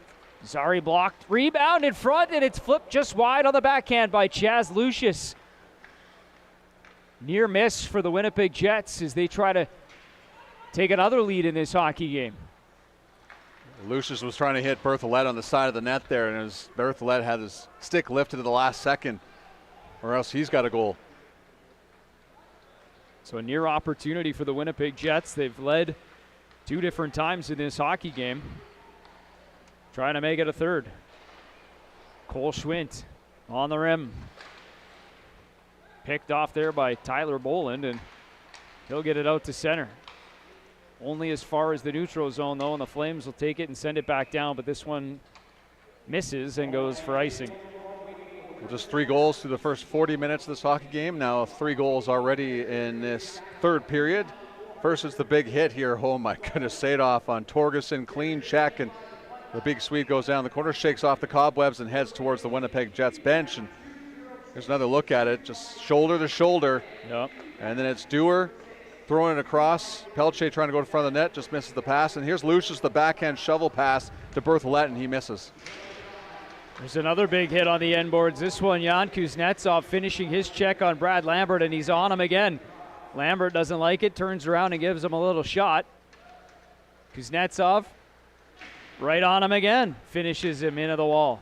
Jets still have the puck. The point shot fires, it hits a body in front, and it's in the back of the net. Not sure which body it hit, but it looks like it was Greg Morales. Either way, the Winnipeg Jets are back out in front 4-3. Well, the World Cup of Soccer is not till November. We got an early header goal there, I believe, from Greg Morales. He's got a big smile on his face and shaking his head. Sometimes things go well for you, and that's just all about getting the puck to the net. And Morales, who was tied up in front, somehow ends up having that puck go in. And as he was battling with Jeremy Poirier, and obviously the header goal to make it 4-3. Positioning, I suppose, yes, if you want to look at it that way. Jechlev was actually reaching out to grab that puck. That will be the first question I ask him after the game, if that was intentional. If he practices that? Yeah. There's a million brilliant questions I can come up with that one. So, is that on purpose? Did it hurt? Journalism 101. Oh, there's a stick on the ice, and it sends Cole Jordan down. As he doesn't see it, turns around and falls down beside the Winnipeg Jets bench. Greg Morales with the body goal to put the Jets out in front. Once again, the Flames will have to find an answer. On it is Siona. He's got some space, comes up around the dasher there, and then fires it on, but DiVincentis reaches out with the glove and makes the stop. Winnipeg Jets up 4-3 in the third period. Flames have to find an answer when we come back. Scale the Skaha Bluffs. Barrel down the twisted trails. Paddle through those serene waters. Penticton has it all and more. Stroll down to the farmer's market. Sample the local bounty and revel in our natural beauty. Penticton, the mecca of adventure, the place for everyone. Go to visitpenticton.com and plan your trip now.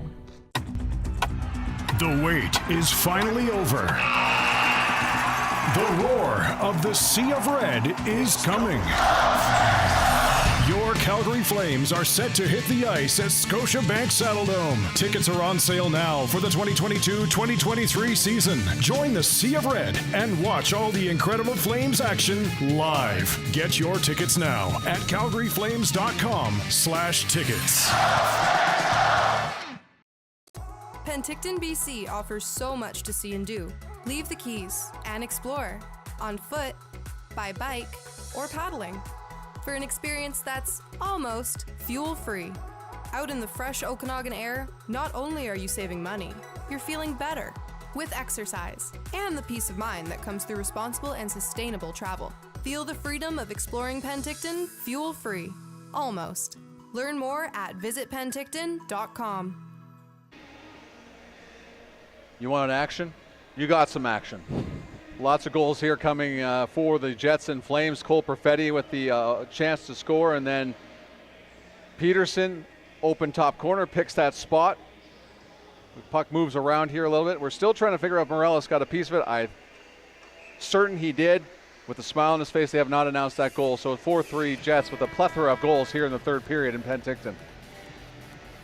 Officially, the goal has been credited to, I believe, Morales. So still waiting on the official word from the in-house goal announcement, but Morales almost looked like he was shaking off the shot, but they don't ever hurt when they go in, right? Nope. That's the rule of thumb, I believe, on that. Completely forgets that and puts that out of the way. I think Wabgon Giovanni went to the Jets dressing room when we were in commercial break there. Yep. There's a little bit of blood on the ice right beside the Winnipeg Jets. Looked like he got cut somehow. He was in need of some repairs, so off he goes to the locker room for the Winnipeg Jets, so they'll play down a forward for the time being as the Calgary Flames are back on it just over the midway mark of the third period. Calgary Flames trail the Winnipeg Jets 4-3. They'll fight for the equalizer. They've thrown 45 shots on the Winnipeg Jets net. Dominic DiVincentis has been the story for a large part of this hockey game, although the Flames have found a way to beat him twice in this period. They'll need one more. Right now, Morales has the go-ahead goal. Lucius in the backhand, hits the pad of Chechelev. It was Bolin driving the net, looking for the loose change, but it goes out beyond him as Solovyov brings it back in. Sends it down. Here's Lucas Fuchs. He's pinched off there by Lucius. The Jets take over, and Bolin drives it out to center and then is knocked down by Connor Zary. That one goes down the ice for icing. Things slowing down here after that pretty intense pace that was going on for the first, say, 10, 11 minutes of this third period. Coming up after this game will be the Canucks and Edmonton Oilers to close out the Young Stars tournament. How about Chechelev there with the toe save to keep that one out? He doesn't get a toe on it. That might have been a backdoor tap in there for Tyler Boland. Eyes opened up. Little chip there from Boland, and Lambert's on it. He's got a burst. He's got a step. Drags back. Fires just wide. Chechelev seemed to get a piece of it. Lambert on the burst. Almost made it a 2-goal game. Flames dodge a bullet. It's Lambert. Drops for Perfetti. Back to Lambert. Scott Morales with him. Backhander blind through the middle of the ice. It goes all the way back to the point. There's Bauer. Tries to send it in. It hits Zary, and out the other way comes Pelche. Goes cross ice. He's got Dewar on it. Dewar stops. Fires. DiVincentis kicks it out. Zary was driving the net, but the Jets take over. Back out to center. That puck is chipped directly into the Calgary Flames bench. Perfetti was just trying to knock it into the Calgary Flames zone. A lot of bodies ducking their heads on the Flames bench as Cole Perfetti gets it in there. But how about this play here from Why Not the last second as Lambert drags it back to try to go far side with on the forehand. Why Not gets the stick down and knocks that puck away, or else the Jets could be up 5-3, and great defending there from Why Not. Just enough of it on the defensive side. Why Not? As Klapka fires one just wide. Bouncing puck. Knocked back into the Jet zone. Simon Kubicek lugs it out. Schmidt sends it back to Kuznetsov. He tries to go across the ice to Klapka, but that pass is picked off by the Winnipeg Jets. Torgerson brings it back in. No worse for the wear after taking that heavy hit from Christopher Sedoff earlier in this period. Right back out there. Cole Schmidt sends it down in behind the Jets net. DiVincentis plays it over to Kubicek. Now up to center, and Klapka finishes his check on Kubicek. Both teams kind of playing a little bit of back and forth here in the middle part of this third period. Bolin out to center. With speed, he's got help. Pushed off the puck by Sedoff. Johnson takes over. His shot steered away by Chechelev. Now to the point. Here's Simon Lundmark. An opening, a firing. As Bolin runs into Chechelev. No call on the play. Chechelev throws his arms in the air.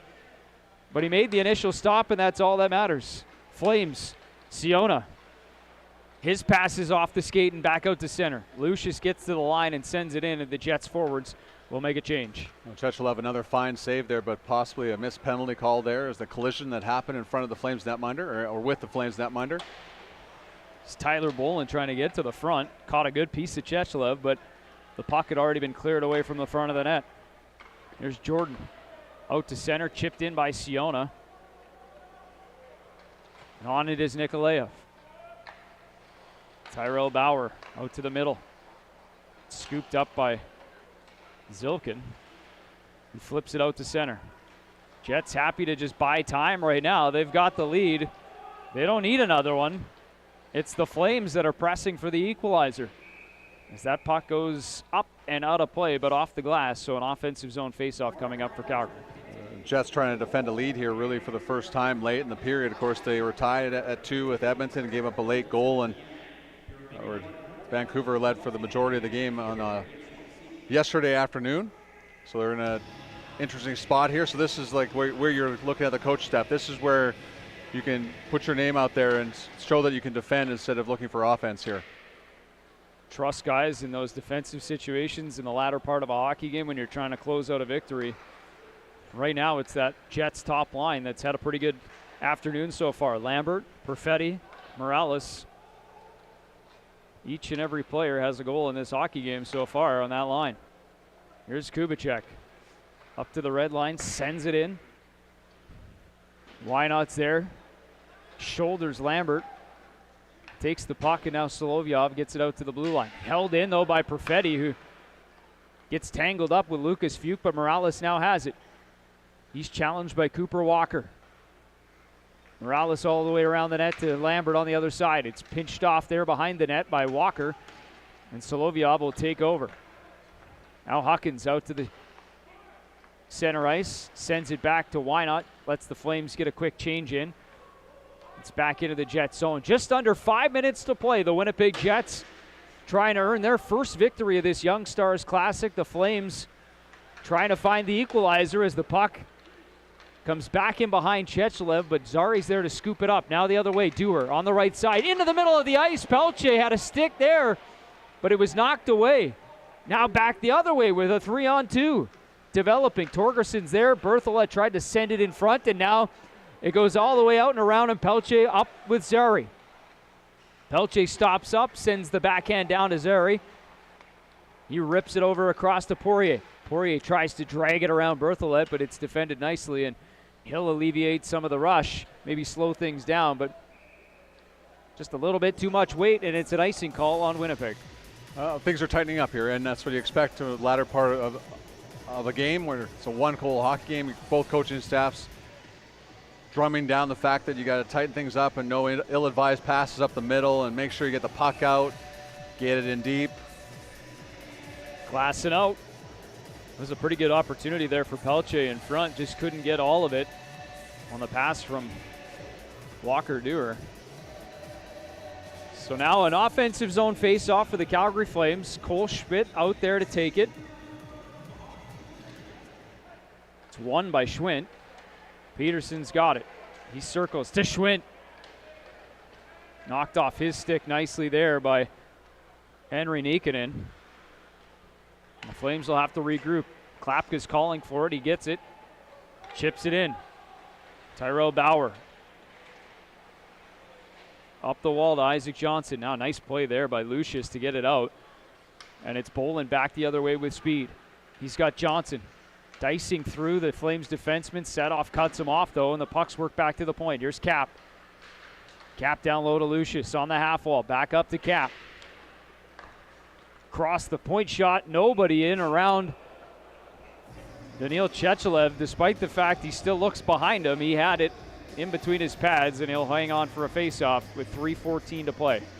Nothing more unnerving as a goaltender, I imagine, when the puck hits you and you can't find it afterwards. And Chechelev had that puck sitting right in front of him on a quick shot from pretty far out. Never in doubt. He knew what he was doing. So Nikolaev out there with his wingers against Morales to take the draw. It's one, but actually ends up on the stick of Lucas Siona to Jack Beck. Beck stops up, slings it around behind the net. There's Siona, but Perfetti grabs it, and now they're back out the other way. Morales to the blue line, sends it all the way across the ice. Lambert had it, but why not? Pokes it off his stick just as he tries to cut across the front of the net. Wynot's had two great defensive plays here in this third period for the Flames. Wynot, 19 years of age, Nova Scotia native, getting his first action of this Young Stars Classic and making good with a couple of nice defensive plays, the defenseman. Here's Lundmark. He brings it out right up the middle of the ice. To the outside has Berthollet with speed, but Kuznetsov is on him and erases him. Berthollet throws it across the other side, and Dewar's got it. Down below the goal line is Poirier. Zary offering help there, and it comes back to Kuznetsov. To Pelche.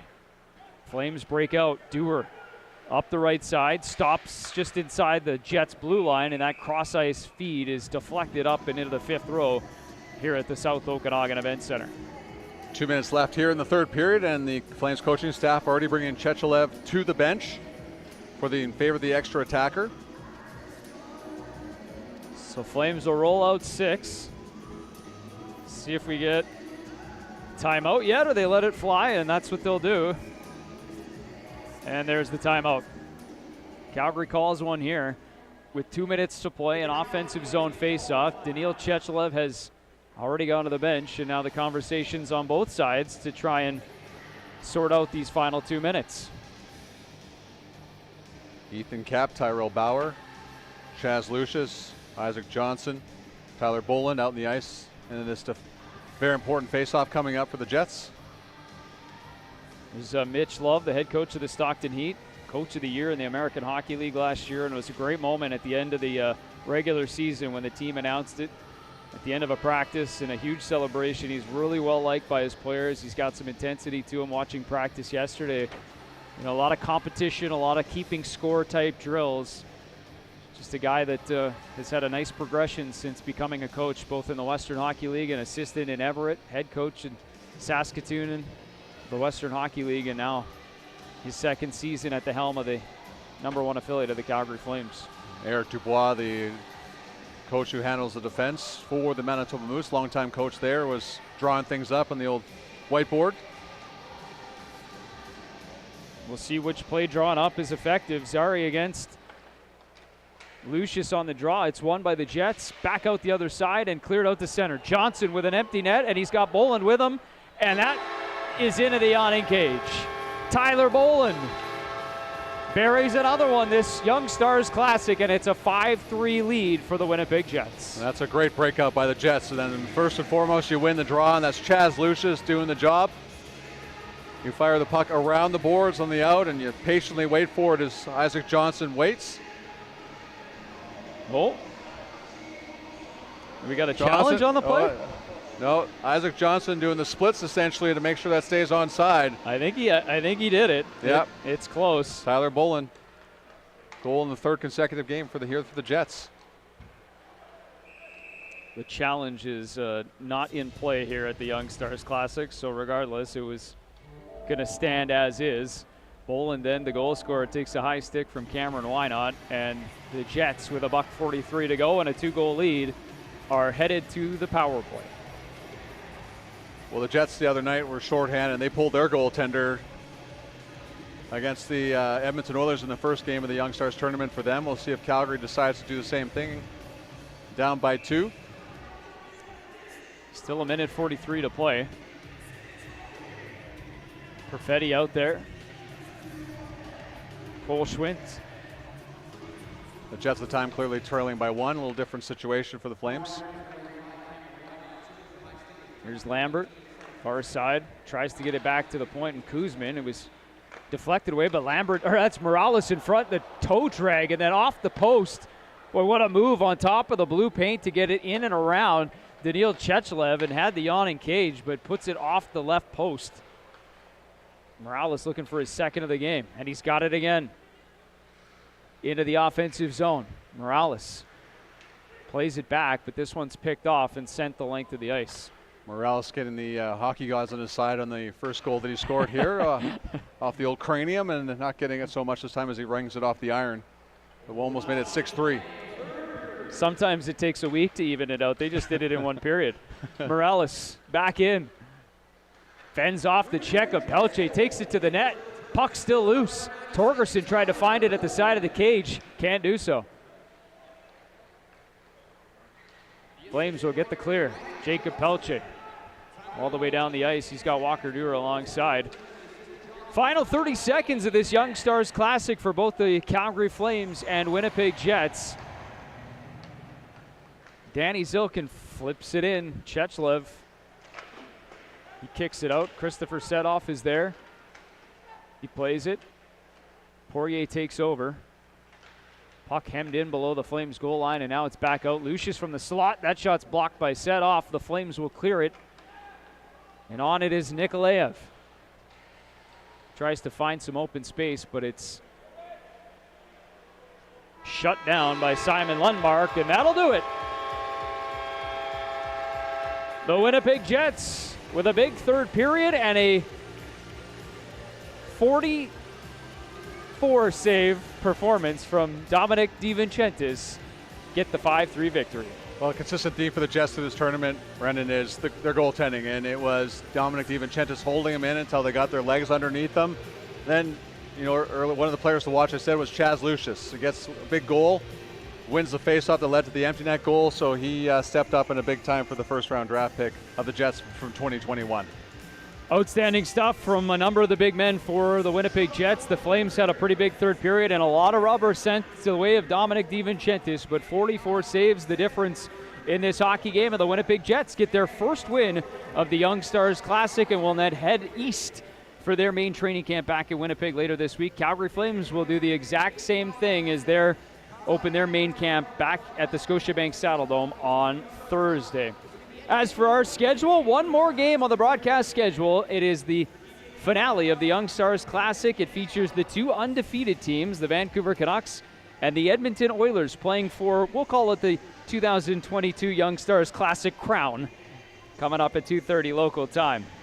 As for us, it is a 5-3 final. The Winnipeg Jets defeat the Calgary Flames here at the South Okanagan Event Center. Some big names providing some big goals. Dominic DiVincentis, the star between the pipes for the Winnipeg Jets, making 44 saves. And the Jets go home on the plane happy with a 5-3 win. Thanks for watching the Young Stars Classic from Penticton. We'll see you next time.